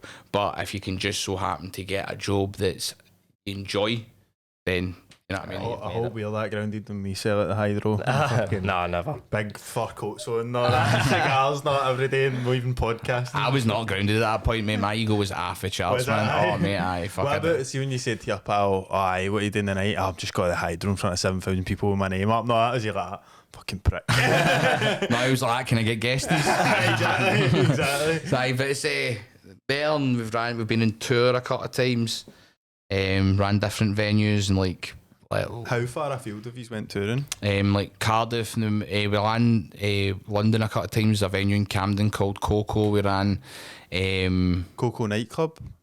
Aye, that's a mad thing, innit? That's like, Oh, mate, what a venue it I've is. heard people It's talk about listed. The building's listed. But Aye, I think it went in fire recently or something. Aye. Or there It's was an a thing old- in the yeah, news. it's an old club, and it's been Mega about for old, like man. 30 It's years. like an old theatre. Like, Aye. see the sort of like the tiers all look like the way the Aye. pavilion looks and all Aye, that. aye, I think the furthest down south we went's Southampton, right at the very bottom. Class, man. There's a boy who worked for us called Davey at the time, and we got out the tour bus, right? And he went, look, hey, mad flats there. And I went, mate, that's a ship. And it, was, it had funnels, man. I went, and then fucking straight away. The flats, mate. Ocean flats, bro. One of the weirdest fans and I was running a bowling alley called Brooklyn Bowl, but it was in the Millennium Dome. So after it, we're leaving the venue, and I'm like, I've just run a show in the fucking Millennium Dome, man. You know what I mean? But eyes, all different places. Ireland, we've been to and stuff like that. And then the belt's been defended in different countries. The world title's been defended all over the world. Aye. In America and stuff like that. Aye. We're going to start touring again. We've got Newcastle coming up in the second half of the year. 2 dates there. We've got Cardiff. The WWE are doing a big show called Clash at the Castle, which is the biggest show since SummerSlam 92 in the UK. Right. Big draws on that as well. So we're running a midnight show right after it in a nightclub in the same city. Oh. And you never know who might turn up. Oh. Do you know what I mean? So that's Rey coming up. Mysterio. His own first. You wee prick, you're on first. You're opening, mate. But see, obviously, I mean, this started for you and that. You and Tracy Smothers sharing that bottle of wine, and then you're going on tour all the UK. But I wanted to know, like, So you're booking these shows, right? You're doing a lot of stuff, right? Is that a lot of stress as well? Heavy stress, mate. And how do you have you managed to sort of balance that stress with also still enjoying what you're doing? No, I didn't. So see, after we ran the Hydro the first time, we signed our deal with the WWE, but at the time I couldn't make it public. So that only became public during lockdown. That's when it got announced we were on the WWE. So we'd signed that deal like 2.5 to 3 years before. So we went off all these TV channels in the world. We were on like 45 different countries at that point in time weekly. And I couldn't tell anybody why. And I also knew that we'd kind of peaked, but you can't tell anybody that. I knew this is the peak. The next year we ran the Hydro and we got like 4,500 in. The year after that we got about 3,200 in, right? But at that point I was like, well, we need to like just come back, start building the next generation, because I knew also guys were going to end up signing NXT UK because that was becoming a thing. A lot of my guys were going to go away. When I signed the WWE deal, I was like, this is good for the people I care about, because people go, oh, why do you not just stay yourself and run ICW about the WWE? It was like, see, run that Hydro show, that took me like 7 fucking years, mate. Do you know what I mean? To get to that point, you can't run one of them every 2 or 3 months. It's not financially sustainable. I had to tap money to run that Hydro show. Do you know what I mean? Whereas now, the company with the WWE makes money. I know about 20 people from Scotland before it was Roddy Piper, I know, and then Drew, the only ones, right? Even though Roddy Piper wasn't really from Scotland, but you know what I mean? Like, there was a Scottish guy, then there was another Scottish guy. Now there's about 20 people that all work for the fucking WWE for Scotland. Aye. We played a big part in that. Definitely. I'm proud of that. I'm proud of people I know going to make full-time livings. It's a business I run. Do you know what I mean? It's no like when I was younger. So I had to start building the next generation that I knew was going to take years. Also, you can't catch lightning in a bottle right after you've done it. You can't do it twice, right? So I had to just fucking make peace with the fact that it was going to dip, right? And I've never spoke about this publicly, right? But my plan was to build it, to then go on the network with a new crop of talent, which I have done, and I think these guys are fucking great. And it's going to building again, and mark my words, it's going to get bigger. But for that point on, in fact, feel like the first time we ran the Hydro on, I was depressed sometimes, anxious. The only time I wouldn't be is if I was like smoking weed or fucking drinking, which isn't a good way to deal with it. It just pushes it further down the road. So over the past 2 years, I'd say, I feel the most mentally and physically healthy I've felt my entire adult life. And I feel like I've got a good balance between what's important in business and what's important in my personal life. Separating the two. Not fucking being on call for I wake up till I go to sleep, which I was all the time. That's not good for you, man. And then you've got wrestlers and all who, it's a singular business, even though you're a team, you're not a team. It's all these guys with their own career, on their own path. They're trying to get on the show. Then when they get on the show, they're trying to get a better spot, and they're all competing with each other, right? So you've got all these fucking guys that are driven, right? Or fucking wanting me to give them something, but guess what? You can't give them all that, because not everybody can be in the one spot. So you've got that constant fucking stress. Then you've got that. See, after I run a show, and let's say you run a big show, you be buzzing, you can fucking sit and be happy for a couple of weeks or a couple of months till you're on the next one. I can't. I wake up the next day and go, fuck man, I've got a show to sell in 2 weeks' time. And I've had that for fucking years now. So that was super stressful. Now I don't smoke weed anymore, right? And I don't I drink like 2 or 3 times a month. And it's ruined my pals. It's not like we fucking hangers on or people that like that. And I feel great. But it is like having people run you, staff that you can trust to fill their roles. But you, if you're a person that runs a business, you need to trust them, because like you can't micromanage everything. So it's difficult because it's like your baby, your company that you built from scratch. You need to have the faith in them and not be scared to go, right, you're in charge of this bit of the company, and I trust you with this bit of the company. And if you do that with different aspects of the company, then you just oversee the overall arc. You know what I mean? You'll be a much happier person. So I feel great. But that took years to feel great. Do you know what I mean? Fucking a lot of work. Like especially if you're like doing it all basically, man, and because you started doing it all, you probably found it a lot harder to go, right, I'll let them do that, because it's like, it's your thing, man, and you don't want to be like, you know the standard that you want it to be at, so you're entrusting somebody who's it isn't their baby, it's like they're working for you, so it's hard to let that go. Things change, you know, like, so like the company that I wanted to run when I was 19 isn't the same company I wanted to run when I was 25, isn't the same company I want to run now. I didn't have the knowledge that I've got now a year ago, and you know what I mean, let alone 5 years ago or 10 years ago. But this is the thing with the world now, people go, about 10 years ago you said this. Like, there was a time when I was at the bars and I was like, Vince, I said something with Vince McMahon, I was like, Vince McMahon, I'll punch you in the fucking face, mate, right? Because we try to launch our on-demand service, and they launched their thing. But I was literally just thinking, what would Vince do in my situation? I was like, well, if I do this, it will get me attention, which will get more people to subscribe. I don't actually want to punch this guy in the face who could probably turn my face to dust, right? If he punched me. But years later, we signed this production deal with WWE. You know, people say that they've bought ICW, which is a fucking lie. It's a licensing deal for our content for so many years, right? Like anybody did with Netflix or whatever. And then people go, I fucking remember he said this 7 years ago. It's like, I'm not the same person. What were you saying 7 years ago, mate? Some stupid shit. It's a journey where like you learn, you grow, you change your opinion, and that's how you advance. And my opinion changed their time. So the wee guy that was steaming and fucking 26-year-old and wanting to take on the world and be a rebel, our time realised that leads to you being skint. And everybody around you being skint, or you go on this journey, then one day at the end of it all, you've got fuck all to show for it, and your family's in the poorhouse. But everybody's like, but you're still a rebel, mate. You've got a poster of me on your wall, or I'm dead or something. Get the fuck, no, I want the money, mate, right? But at the same time, I can still have my creative, like, direction. Like, people are like, ICW's different now. And it's like, well, of course it's different now, but we still have all this bad language, we still have violence, with a death match at Fear and Love in there, with, like, fucking barbed wire and light tubes and all that shit.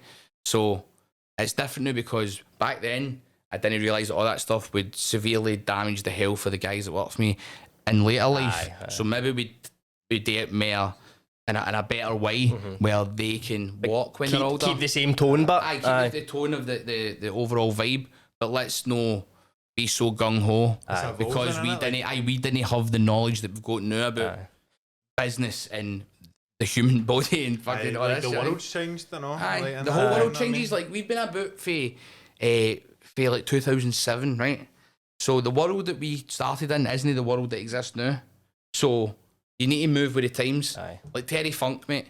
Terry Funk was a wrestler who was in the NWA in the 70s and all that, was a champ, proper wrestler.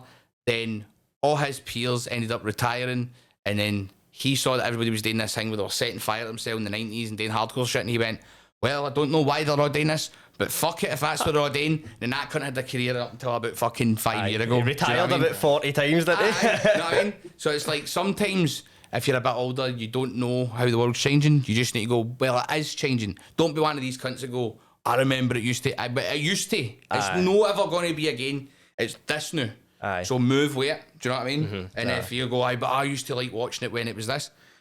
Well, don't watch it now, mate. It's for a different audience now. See the thing with that, I know, seeing people go like, see, when I was a boy, wrestling was much better, and it's like, that's because you were a boy. Like, you know what I mean? Like, you were young and still loved everything. Nostalgic as well. You just remember all the class, like, memories for it, and like all your pals watching it, and it's like the whole feeling around it. It's no, but again, like, as you were saying, the product went for like aimed at kids, then like late 90s, early 2000s, it was like, right, let's have May Youngin birthday on, and then fucking then he. What was that? Do you see the thing they done a couple of years ago where they had the Hon show up? Aye. And it was an adult. Aye, as if because it was years ago it was born. Aye, an 80-year-old woman gave birth to a Hon, mate. Just like a hand. An Called actual, him Goo. a And I gooey don't know Hon. what the joke was. Aye, I know. And at the end they went, let's give her a big hand, and then they all clapped. It was so wild back then, but I think that is what. But it was that Jerry Springer style of like fucking just chaos, and he runs it. Aye, it was that crap, but it was so entertaining. But no, like, what do you think with sort of ICW? Because it's interesting you're saying about wanting to make sure guys can walk and guys are. But see if you watch like AEW, right? And you see the bumps these guys are actually taking still, like it's still pretty mental, and that's like mainstream. So what do you think about the product sort of out with? No matter what, there's gonna be things that injure wrestlers. Wrestlers will always get injured, they'll always get hurt. It's about doing things right. You can do stuff that looks spectacular but is done in a safe way, but sometimes there's stuff that just is going to hurt. Do you know what I mean? It's finding the balance. I think that there's people like in AEW that should maybe be getting reined in a bit more for their own well-being. But if there's nobody doing it, there's nobody doing it. And I mean, it makes for good TV. Do you know what I mean? Like, it's entertaining. I'm not going to say it's not entertaining. I'm entertained by it. I like watching AEW. I think it's very entertaining. But sometimes you watch things as somebody that's in the industry looking, and you see like somebody coming off the top of a ladder through a bunch of chairs, and you just go, oh, for fuck's sake, man, what are you doing, man? Do you know what I mean? It's like if you're young, like that Darby Allin or whatever, it's kind of like the way we were. It's like, fuck, you're young, you're invincible, nothing's ever going to happen to me, it's never going to hurt. Mate, I fucking slipped a disc in my back 2 years ago sneezing. Do you know what I mean? Sneezing, man. And that's when you get a bit older, you're like, oh, fuck. But when you're in your early 20s or your mid-20s, you can do anything. You can take bumps and fucking get back up, and it doesn't hurt and all that. But the thing is, I think it's one back bump in a wrestling match when you fall onto your back is the equivalent of a low-speed car crash, like very low speed, getting bumped in the back bumper, right? But say you do 50 of them a match, and you have a match 6 times a week for 30 fucking year. Aye. Do you know what I mean? It all adds up. I don't really want to see people like ending up fucked. See, a lot of changes are at in sport and that. Mind they'll try to like stop weighing ball and all that. And football, like the CTE and all that. Well, that's the big thing that was in wrestling as well. Was like people were taking chair shots to the head and stuff like that. And I used to let. Prime example, I used to let people take chair shots to the head, and it was like a mad like badge of honour, wasn't it? Like it was like a manly thing, wasn't it? It was like what you put your horns up, no, get your horns down. It was like a pure. Aye, but a lot of cunts are fucking half them are dead now. Do you know what I mean? They used to do that, and the thing is now, if somebody's going to take a chair shot, I'll tell them to take it to the back, like between the shoulder blades, or I'll say if you're going to take it to the head, then put your horn up. But if you put your horn up the right way, then people won't see you putting your horn up. I just needs the time. But if you can't do it right, then don't fucking do it. Do you know what I mean? And it's. I remember somebody recently took a chair shot and didn't put their horn up, and I went through them, man. I'm like, what are you doing? And I went, I'm not saying this for my good. I'm saying this for your good. Like, don't. It's not worth it. It's not worth it for that crowd there to go yay, and then they'll forget about that forever. They'll never think about that again. But you took a fucking like that's. Imagine that happened to somebody in the street. That's assault. Like, they'd be phoning the police. Do you know what I mean? And you're just taking that to your dome, fucking about 10 times a week, man. Like, and you see as well, like because like people are so because people keep raising the stakes with like the bumps they want to take and that. It's like. People are because it's so like diluted. Like people are so immune to see. So then they keep needing to top each other. This is what I'm saying. We learning as I go and as I get older and get more experience. It's like so we used to go gung ho. Now this was because every show, it was like we needed to sell tickets and then put in another show and sell tickets for there to be another show. So you had to give them everything, balls to the wall, fucking throw everything you had at that show and make people be impressed. But see when they see somebody get shot out the cannon, and see when they see somebody fucking jump into the shark tank, and see when they've seen all this, where do you go for there? Do you have somebody get shot in the fucking head with a gun? Do you know what I mean? Middle of the ring, Russian roulette. So what you learn is you need to build up. You need to have those moments, right? But then you need to come back down. So like that be our shows. So like our TV episodes, maybe like scale it back and cam everything back down Aye. to lead to the big match and do the big match and the big show where the big thing's happening and there's a big crowd and make it mean something. Build it up to that. Aye, and then the moment fucking makes everybody go, oh my god, I can't believe that just happened. Whereas if in every show that thing happens, people just look at it with blank faces and don't give a fuck because they've seen it. And it isn't special. There's no registering. It's no, because you're desensitized that's to all it. it, man. Like, and it's like it's an art form. Is that where like the writing in that comes in and like the narrative comes in? If you're heavy good at doing that, then you can make something that might not be a pure mental thing, but you can make that seem like pure. That can you know what I evoke mean? much more emotion than somebody falling 30 feet through a table. It's just lazy. If there's somebody that can even sell and make the crowd think they're hurt, that can mean more than somebody doing something mental if the storyline's there. If they're emotionally attached to this person's getting attacked and they're like, oh no, he's getting battered off this guy, and they're like selling it to the crowd going, oh no, I'm really getting hurt, then that can have a bigger reaction than somebody jumping off the top of a fucking cage. But at the same time, Grado pretending his legs stuck on a top rope and he can't get it down, asking the ref to help him, can get a bigger reaction than somebody jumping off the cage. It's all perspective. There's all different things that can get a big reaction. It doesn't always need to be violence. It doesn't need to always be that. No, I like violence. I like death matches. I like all that shit. But if we're going to do it, when we do it, I want it to mean something and I want people to give a fuck about it as opposed to just doing it all the time so it means nothing. So you're taking more risks than you should for less reward than you should and nobody cares. How's that better than what I'm doing? Do you know what I mean? I miss the old that, like, get a fuck. You know what I mean? Like, we're trying to, like, be smart here and create our art. Do you know what I mean? Like, and I'm a different person than I was. So this is what the direction I want to go in now. So there will be insanity, there will be violence, not when we do it, it'll be for a reason and it'll mean something and It'll be done right. it'll be done right. Do you know what I mean? Aye. No, that's interesting, man. I just wanted to get your opinion on that. But see, just going back to your show at the Hydro, right? Now you were like, that was the peak, the first show. Do you think, is that, if you had to give me one show and show me it start to finish and go, that's ICW, that's what I wanted, is that it? Or something else? Oh, there's different ones, man. There was a show called Still Smoking at ABC. There was a show, the show, remember I was telling you earlier on about the time we ran Maryhill and it was sold out? Aye. I'd say that, from start to finish, is one of the best ICW shows ever.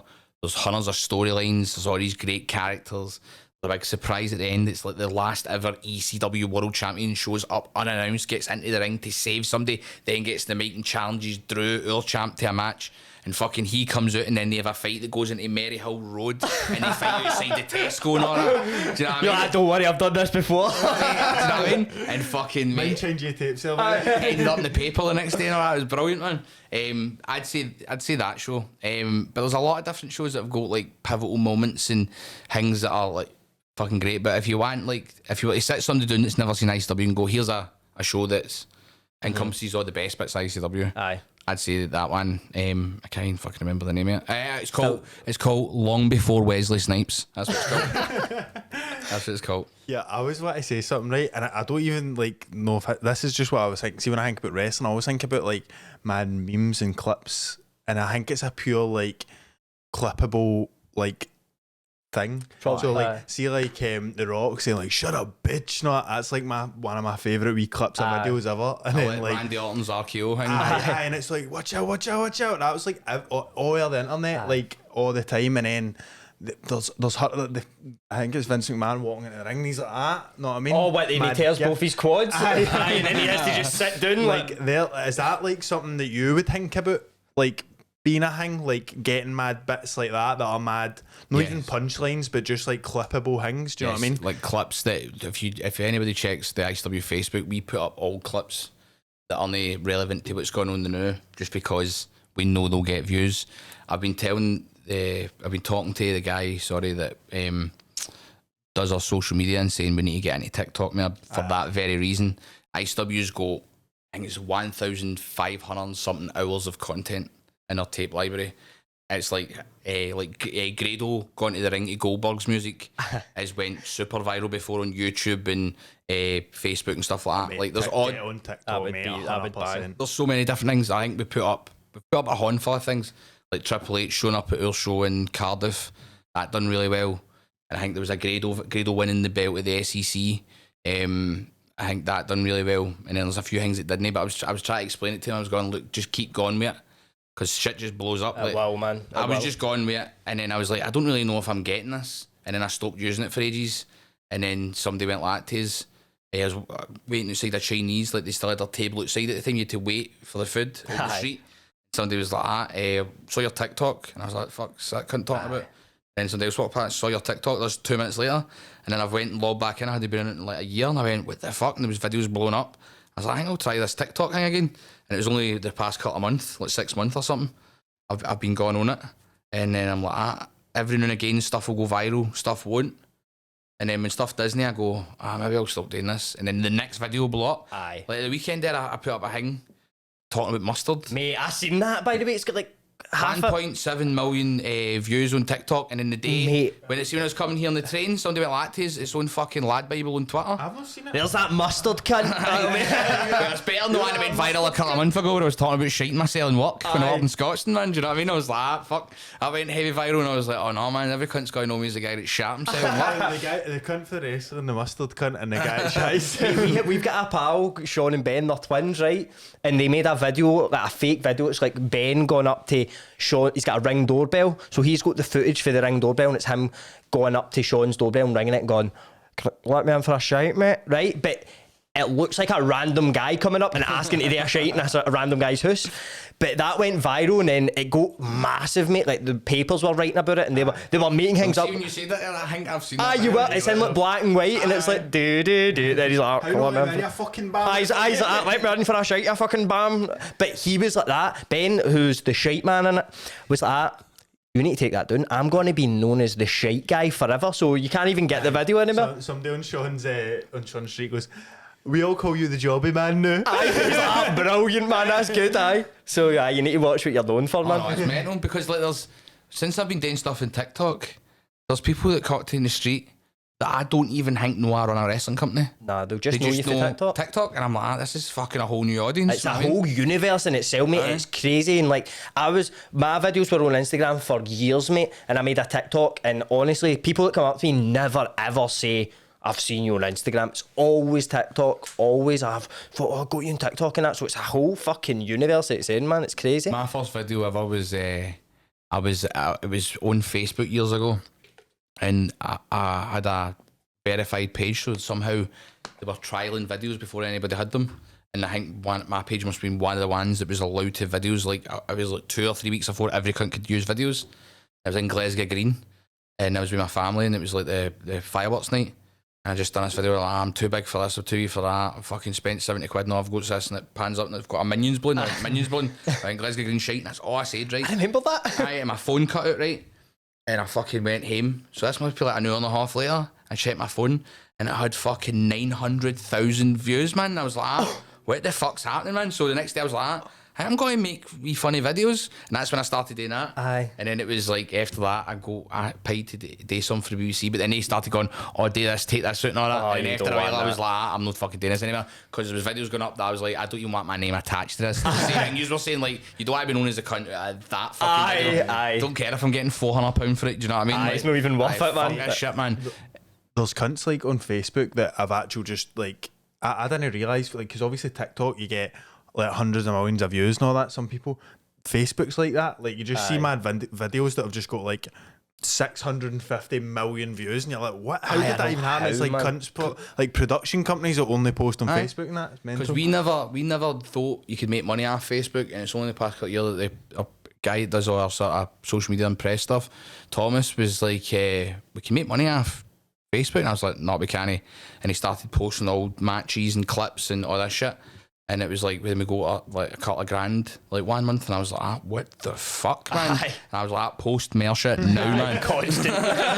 Post us talking the news. Just Get us up. This is the thing, like, you can post shit that gets fuck all, but then you can get stuff. But then the other thing I know is, see if you post something that goes viral, you can post it again 6 months later as a different video, and it goes viral again, and you get another check, man. Mate, that's I posted shit about 12 times now, mate. Mate, the video that always pops up, and I wanted to ask you about this because I'm just so fascinated with wrestlers just as people, because they're so larger than life. They don't feel like real humans. Let's see, and obviously the video I always see is Triple H coming out. So you obviously must have got to meet him, talk to him for a bit. Aye, mate. So how is Hunter? He's sound. He was the first person that I met. He was the one that I dealt with the deal with us signing with WWE. He's always been completely honest with me, straight up. Whenever I ask for anything, he'll tell me the truth, if it's going to happen or no. Like, I've not had a bad dealing with the guy. And people almost want you to say, oh, I've had bad dealings with him. But I've no. Like, we wanted that. But it was that day when he showed up in Cardiff was we were on day 3 of tour, and I was hanging, man. I was sitting on this couch. We'd pulled a couch up to gorilla position, which is where all the screens are. I'm just sitting on this couch, just fucked, man, right? And we were on a daytime show because they were on SmackDown later that night in Cardiff, so we changed to a daytime show. It was like 12 o'clock start. And the phones went, and somebody in the phones go, "Hi, Mark, it's such and such for the WWE." I'm like, "Oh, hi, how you doing?" I thought they would just go to the phone and go, "He's wanting guesties or whatever." Because I think it was like some of the wrestlers that were on the tour couldn't do the day before because they did a tryout with them. Right. So they were like, "Can they do?" I was like, "They'll day one, they'll come do the tryout with you, then come back to me." They were like, "Aye, that's fine." And I think they gave us something on another show, like a WWE UK title match on an ICW show or something like that. And I say like cheers or whatever. So I'm sitting there and went, "Hi Mark, this is such and such. Do you mind if such whoever it is comes into the show?" Don't even know the name, but there's that many people that work in the corporate structure of WWE. It's like thousands of people. Aye. I'm just like, aye, because you meet about 100 people every time you walk in anywhere in WWE. Hi, I'm this, and then 6 months later they're on different jobs, right? So I just don't remember any of their fucking names, right? And I'm like, aye, cool. And then they've went, "And Paul," and I've went, "Aye, no bother." I hung the phone up, right? And I'm like, sitting there, and I'm like, "Paul?" I went, "Paul?" It was Coach Tripp was sitting next to us, and he's like, "Paul Levesque, you cunt." And I went, "What, Triple H?" He went, "Mate, I think Triple H is coming to the show." And I went, nah, is he fuck, man? And then I phoned him back, and I went, "Did you mean like Paul as in Levesque?" And he went, "Aye." And I went, "No bother, man." I hung the phone up. I went, "Fuck, I better get my suit on, man." Right, so I went out there, and my suit's pure all crumpled in the bag by this point, end of the tour, right? And I fucking pulled it out, man. I couldn't even find socks, right? So I'm wearing this suit, no socks, man, with my shoes on. I remember when he showed up a Bentley, man. I'm walking up the stairs to the upstairs change locker room. I went like, "I really appreciate you coming. If you don't mind, would you go up the stairs and say hi to the roster? It really meant a lot to me." He went, "Of course," right? So we're walking upstairs, and he's a couple of steps behind me, and then obviously my trouser legs came up, and I've seen that he's seen him not wearing any socks. I went, just like, "Fuck it, I'm just going to tell him." I went like, "Mate, I'm severely hungover, right? I didn't know you were showing up. I've just had to find my suit. I couldn't find any socks. I'm sorry I'm standing here like the fucking man for Del Monte." Do you know what I mean? And he laughed, and then it was like we went in, met everybody, then we were standing backstage, and he's like, "Show's really good." And I went, "Oh, thanks, mate." And he's like, "Yeah. That's the other thing I'm really bad with. I call him mate every time I meet him. There's somebody that works at WWE quite high up. It's like, you need to stop calling him mate." I mean, but it's like a reaction. I just go, "What's happening, mate?" It's like us. If people slag us, Like, I know. It's like how I start a sentence. It's a comma. It's a full stop. It's very versatile. I'm not changing for anybody. It's like Tourette's. It's like Tourette's for me. I don't even mean to say I it. don't know that I'm saying it. So That's the like TikTok comments. How many times did these cunts say Every mate? video we've got is like, Definitely, honestly. Joseph spent 6 years editing out the mates. It's like, so that's what I do all the time. "Hey Mark," like, "Alright mate, how you doing?" And it's so we've been standing backstage, and he said, "Do you want to go to the ring?" And I went, "What, me?" And he went, "Yeah." Nodded, and Pete Dunne was standing there, who's the NXT UK champion. I went, "What, Pete?" He went, "Yeah," and pointed to himself, and I went, "What, and you?"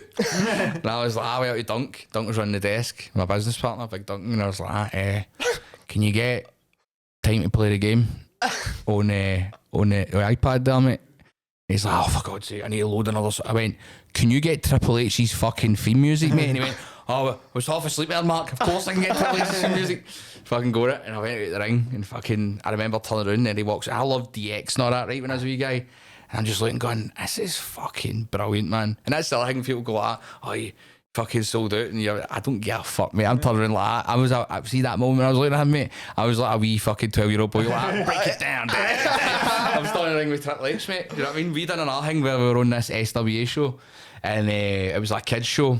And it was in Paisley Lagoon. And it was a match where it was me as the manager with Grado, Jester, Lionheart, Sha Samuels, and Billy Gunn, right? And it was against like Joe Coffey, Mark Coffey, Kenny Williams, Alan Echo, somebody else, Coach Tripp was the manager, and it was Jackie Polo was the other one. And there's a photo that's on my Instagram where it's like Billy Gunn standing behind us, like pointing down, but it looks like he'd rather be anywhere else in the world, right? And it's me, Grado, every cunt, mate, and we're all doing the DX thing, and we've got these big cheesers, like wee Wayne's, like, this is fucking amazing. We're in DX, man. Because this is what happens, right? People think because you're an adult, you're older, you don't still act like that, right? I've been in the ring and turned round, and then music's hitting, he's walked out, I went, there's Kevin Nash walking in the ring, no way, this is fucking amazing, like, you know what I mean? You must, man. Aye, like, Can he know? You're standing doing too sweet in the ring with fucking one of the outsiders, mate. Like, this is the best shit ever. I like standing in the ring and Mick Foley comes out and fucking, you know what I mean? Like, you're just like, this is... It's pure surreal for a moment. I was talking to Red Lightning at the SEC and I go, Red Lightning, you're fired, but I meant to go, yeah. And the music might hit. It didn't hit right away, so I'm going, yeah. And I'm fucking sweating. And then the music hits right. And I turned around and that's like one of my heroes walking it right. And like I said earlier, the clip that I saw was him falling into something, and then here we are years later, I'm standing in the SEC, and there's Mick Foley coming out in my fucking show, and Sweeney was in the ring with his big Sweeney, and he just leaned on his shoulder and went, mate, that's fucking Mankind. That's fucking unreal, man. Aye. Is there any? Best, mate. Is there? Obviously, you said Paul. If we can call him Paul. First name basis. Aye, we are now. You said he was great. He's always been great. We honest in that. Is there anybody else that's like maybe you booked for an appearance and you'd be like, he's a fucking great guy, and he maybe didn't need to be. See, like the way I thought you were Tracy's. going to say a cunt. I was doing this because I was going to say... I want to know the good guys. There's a lot of good guys. Godfather's really sound. Gravy Davey got on with him. Aye, Godfather's cracking, man. When he was leaving, he was like, do you want to wear my Hall of Fame ring? I'm like, aye, alright, mate. And then we got a photo with me wearing his Hall of Fame ring and all that. That's like a pure Wayne. They go, aye.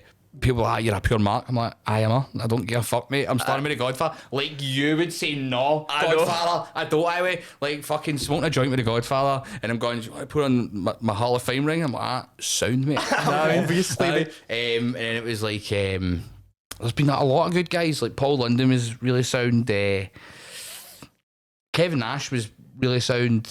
Rob Van Dam's brand new, cracking guy. There's been a lot of guys we've used. I've never had anybody that I'd say was a prick or anything, but there was one guy that two guys that terrified me. One was Hardcore Holly. Oh, fuck that, mate. Hardcore Holly was standing there, and he was meant to be fighting Renfrew, and I'd had to have Renfrew win because he was going to fight Big Drew at one of our pay-per-views. That was the show after this. So it just so happened that somebody else had booked Hardcore Holly, so he was in the country, and they were like, do you want to use him? I'm like, fuck it, I'll use Hardcore Holly. So before the show, now obviously if he's just doing me random shows, he just thinks he's winning because he's the big star for the WWE. And I went, but this is a TV show we're filming, so I was like, so you're gonna lose, right? And mate, he fucking looked at me, man, like big eyes, right, and cricked his neck. So he went up his neck, it went, made a bad noise, right? And he just went, what? Right? And I went, Big Drew ran there. I went, whoa, Dallas, tell him how he's going to lose. I went, he's going to have the guy that's in his faction come in and hit you with a snooker bar in the back of the head, and then they're going to get the pin and run away. And he went, okay, mate, and walked away. And I went through. I thought he was going to kill me there. And he went, so did I, bro. That's why I ran over here, right? You did such a good impression of him. I was actually going to say that. I used to be good at doing impressions, seeing as a wee way, and I used to do all the voices at Only Excuse. And I remember one time I was doing them in the school playground, right? And every cunt was with me in secondary school. Like, it was about 1,000 Waynes, man. And fucking all the teachers ran out and pure pushing Waynes at right, thinking there was a fight. They go to the middle and it was just me doing impressions of like Paul Gascoigne and fucking Jim White and all that. But it was fucking... Hardcore Holly, and then after Hardcore Holly had his match, he loved us, man, because he went out, got this big reaction. Now he always looks stone-faced now because of the pop he got. Oh, he's probably not used to that. Went like, I'm the most hardcore motherfucker on the planet. Then unannounced, it went on the screen, Hardcore Holly. Never come in, mate, Hardcore Holly's in Glasgow, right? And fucking he walked out, and he went like this and done this big hanging pure, had this big cheeser on his face, man.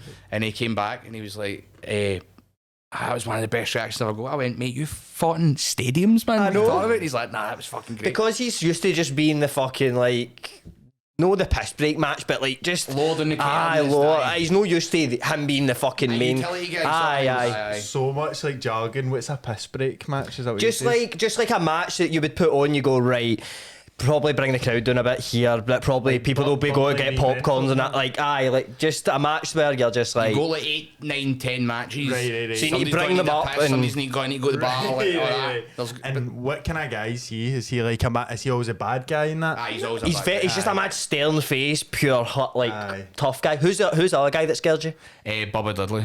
Really, aye? Aye, man, he's built like a fucking house, man, and it's like he showed up the night before. We'd ran a show in the garage, and we were doing the Hydro the next night, and he came in, and it was like, obviously I'd booked him to put air, like, lose to fucking the team that I'm building, called Polo Promotions at the time, and he fucking just walked up to me, and he's like, nah, man, it's like, we need to hit the 3D, nobody kicks out the 3D and that, and I'm just like, aye, I know, mate, I meant, but he's losing, and he just kept going, there's no another way, you know, but the way he was saying it is as if he was pure intimidating me, man. Like, no intimidating me. I know he'd never said anything, but just his general demeanour was as if he was trying to convince me, like, this is happening. And I just stood my ground, man. But I'm not gonna lie, I was fucking bricking it, man. And, you should have just done the impression of Drew. But then he was like, to us afterwards, he was like, no, what I meant was, people go back to see the 3D. But he didn't mean that. Aye, but he's just. He didn't mean that. I was like, for himself. But nobody kicks out the 3D. I went, I get that. I went, so how about after the match, with these bad guys come out, like the wee man, and the guy he was managing, come out, say something, right? And then team up, and then fucking game the 3D. Aye. And they went, that works. Aye. And then they botched the finish of the match, and I don't know if it was on purpose or not. What's that? Is that a mad move that nobody can get out It's like their finishing move, but I just find it odd that a guy who's had that sort of career would be so concerned about he's committed, mate. going over. Aye. I heard that about, well, not heard it. There's a chant. You ever heard of ring kicking? You know what that is? Aye. Right. So there's a ring kicking. Aye. See if ring kicking happened, and that was built by TNA. Aye. An email got sent to me for that channel in India, right? The channel that ended up on wanted ICW on, but it went into my junk mail and I never fucking saw it. Oh my God. After Ring Kicking started there. So when we didn't sign the deal, TNA got contacted and that they started Ring Kicking. Aye. There you go. So we were nearly the cunts on that channel. Just to explain to people, right? Ring kicking is like this India wanted like a wrestling show, right? So like this big, I think it's like a big TV channel there, wanted like some American stars to come over or wanted some promotion to start there, but none of their guys were trained, so they brought guys for like TNA over to like train them but also be in the show. There's a YouTube channel called Marky D12. Mate, how fucking good is it, right? So Marky, this is how I found this. So he would like review the show, but he's reviewing it from your point of view. So he's like, the fat Indian child comes out from the cow. It's so funny, but that's how I found that. But see, just as well, you're talking about Paul Heyman. So you go to meet Paul Heyman for a bit, right? We're going to pull the video up, but can you just explain to people that might not know who is saying this to you, who Paul Heyman is? That's like, so Paul Heyman ran ECW. Paul Heyman, the guy that ECW was early 90s and influenced what WWF Attitude Era was. So the reason the Attitude Era existed was they borrowed a lot of ideas and style by Paul Heyman. Paul Heyman's like, let's say a god to me, but like fucking definitely somebody that I mega look up to. It's like the thing that he says to me in this video is like equivalent to, see if you were like a boxer and Muhammad Ali was on stage, you went, here, see that guy out there, he's an amazing boxer. That's what it was equivalent to. And I was standing there, and see if you play it, fucking the thing that happened I know was I went into the venue and it was inside the ropes that were running it, right? And I was standing at this wee corner and they kept coming to check that I was there, and they went, you know, went anywhere, Dallas? And I went, how? I was all of a sudden pure. I'd been drinking pints and bursting for a piss, and I like, don't move.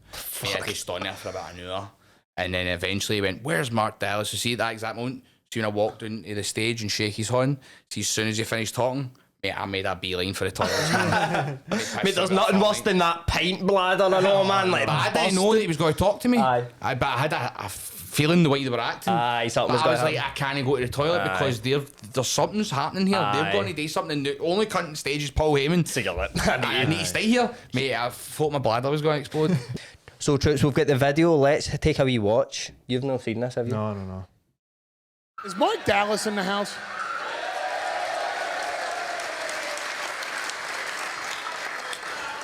Do you mind if I say something personal to him? You do mind? Because I won't if you mind. You don't mind?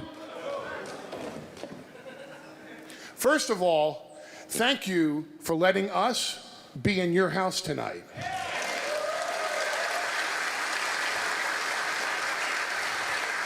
Secondly, I wish I could convey in words the respect and the admiration I have for what you're doing here in Glasgow.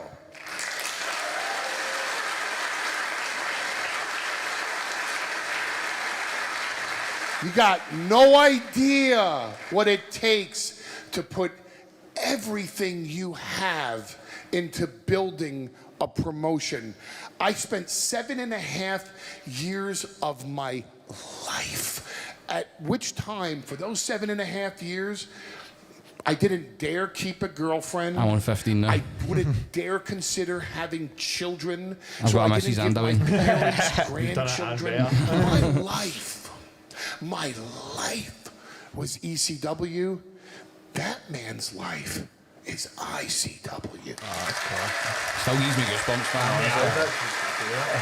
Going to end up breaking, man. I'm an emotional man. And it's not just about the overall show, because he doesn't. No, thank you, sir. You're dying for a piss. Seriously. You have no idea how much I admire what you're doing. I'm not bad like And I'll that. tell you why. Think about this. And I thought I was ending. I was like, oh no, he's If still a talking. music cue screws up, No, it's brilliant. No, it's only 2 seconds of your lives. Oh, okay, the music crew screwed up. But you everything know he what? says here's It's okay. true, I'll still man. watch this wrestler come down the aisle. It ruins his day. It ruins it. Oh, he's sitting there going, oh my God, I had a perfect show. I had a perfect show. The mother music guy, God damn it. The lighting screws up. If a wrestler misses a spot, if a referee screws up, if something, anything, any little goddamn thing goes wrong, Very charismatic, he isn't he? lives it, he breathes it because of the sacrifices he makes every single solitary day of his life, living and breathing and having the blood of ICW go through his veins. There you go. Fucking mental, mate. You're building something special. I hear from Drew Galloway.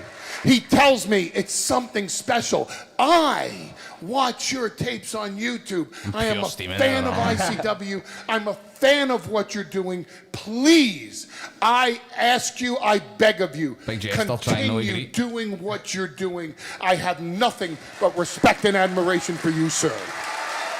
That's fucking mental, That's isn't it? class, mate. That is mental. That can't, like, is that, as you said, that's like the Muhammad Ali of what you're doing. Oh, that it can't get any higher than him, can it? No. And the thing is, like, the cross, the genre, like, in the wrestling industry, like, I know, like, Vince McMahon's, like, the big deal, but it's like, he's my big deal. Do you know what I mean? Aye. That's my fucking, who I idolised. You know what I mean? Aye. Why I wanted to do what I'm doing. Do you know what I mean? So, that is mental. Fucking madness. But you were saying you've got a show coming up. Do you want to talk a bit about it? Aye, so I've got Shug's House Party coming up, which is the 29th and 30th of July, which is a Friday and Saturday night, which is a weekender. And there's weekend tickets and single day tickets available, but they're selling fast. And there's very few seats left. There's standing tickets as well, though. And we've also got a show during the day on a Saturday because we've got a kids company now called Wrestling Experience Scotland. So if you used to come to ICW but now you've got Wayne's and you can't go, or You know, you take your Wayne's like ICW, but obviously they can't go to an ICW show. This is the family-friendly equivalent. The tickets are available for that, but that's only got like 40 tickets left, that one, because that's all seated. Where are they? The shows are in the O2 Academy near the Gorbals. Where they get tickets? Get tickets at Ticketmaster, and we've got some really big matches. All the titles will be on the line, and Grado's coming back to host the shows. Also wrestling, him and Ravy Davey are teaming up to fight two Tories called the Cabinet. And also the leader of the Cabinet is a guy called Thatcher Wright, who's fighting MMA star Chris Bungard. Oh, really? Aye, Bungard's a wrestler for ICW now. Yeah, so, that's class. I didn't even know that. well, he was actually somebody we were going to say about use maybe getting on at some I used to point. play football against him. I used to bam him up. Like, something awful, mate. He'll smash fuck it. I love Chris, man. He's a Aye, he's a sound good guy. But, he is mental. And then there's a lot of other big matches happening. Jack Jester versus Star of the Scots, Jack Jester versus Kez Evans for the world title. We've also got a King of Insanity match, which is a death match, which is main event in night 1 between BT Gunn and Leighton Buzzard.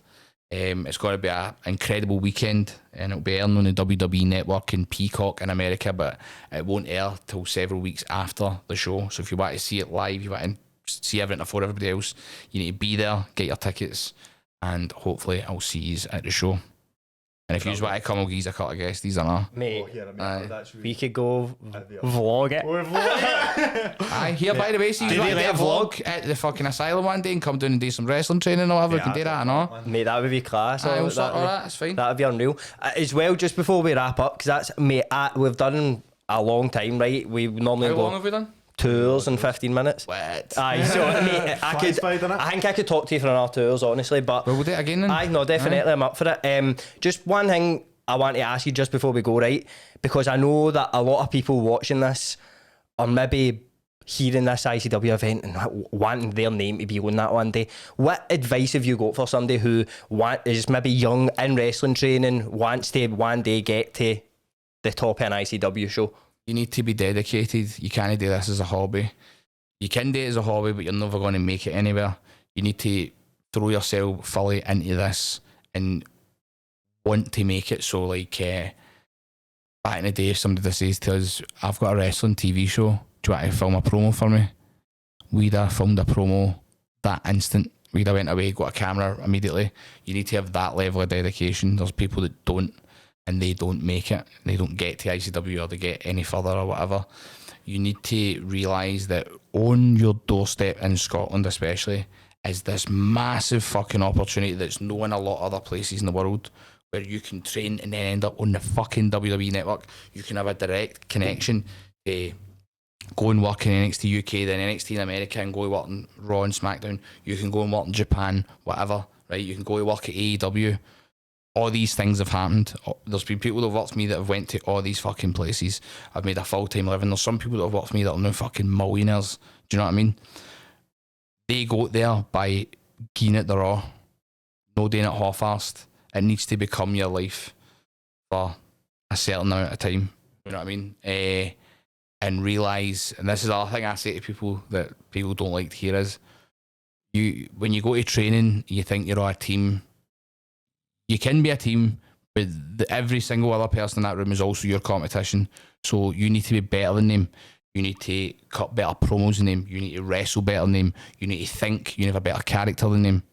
And you can come up with all that. You can be the one to do all that if you sit and think and take the time to do it. If you just go, I'm going to show up, wrestle, do this and that, and it's just going to happen, well, it's never going to happen. You need to stand out. You need to turn the volume up. You need to make people look at you.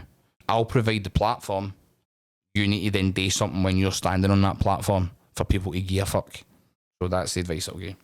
Brilliant, man. Advice, man. Mate, thanks for coming on. We'll definitely do it again, man. I can't believe it's been 2 hours, man. But there you go. Troops, hope you enjoyed it, man. We won for the wrestling guys. Fantastic. Not even know me. I was I know, born mate, fan, I know. Wrestling fan, I know. Cheers, lads. Maybe you feel more I enlightened. feel what to go. I'm going to watch that video tonight. Grating on his bed. That's fucking Paul. What's his name again? No, thanks for coming on, mate. Cheers for having us, lads. Cheers, Troops. Like, subscribe, comment, do all that stuff. Vlog. Cheers, mate.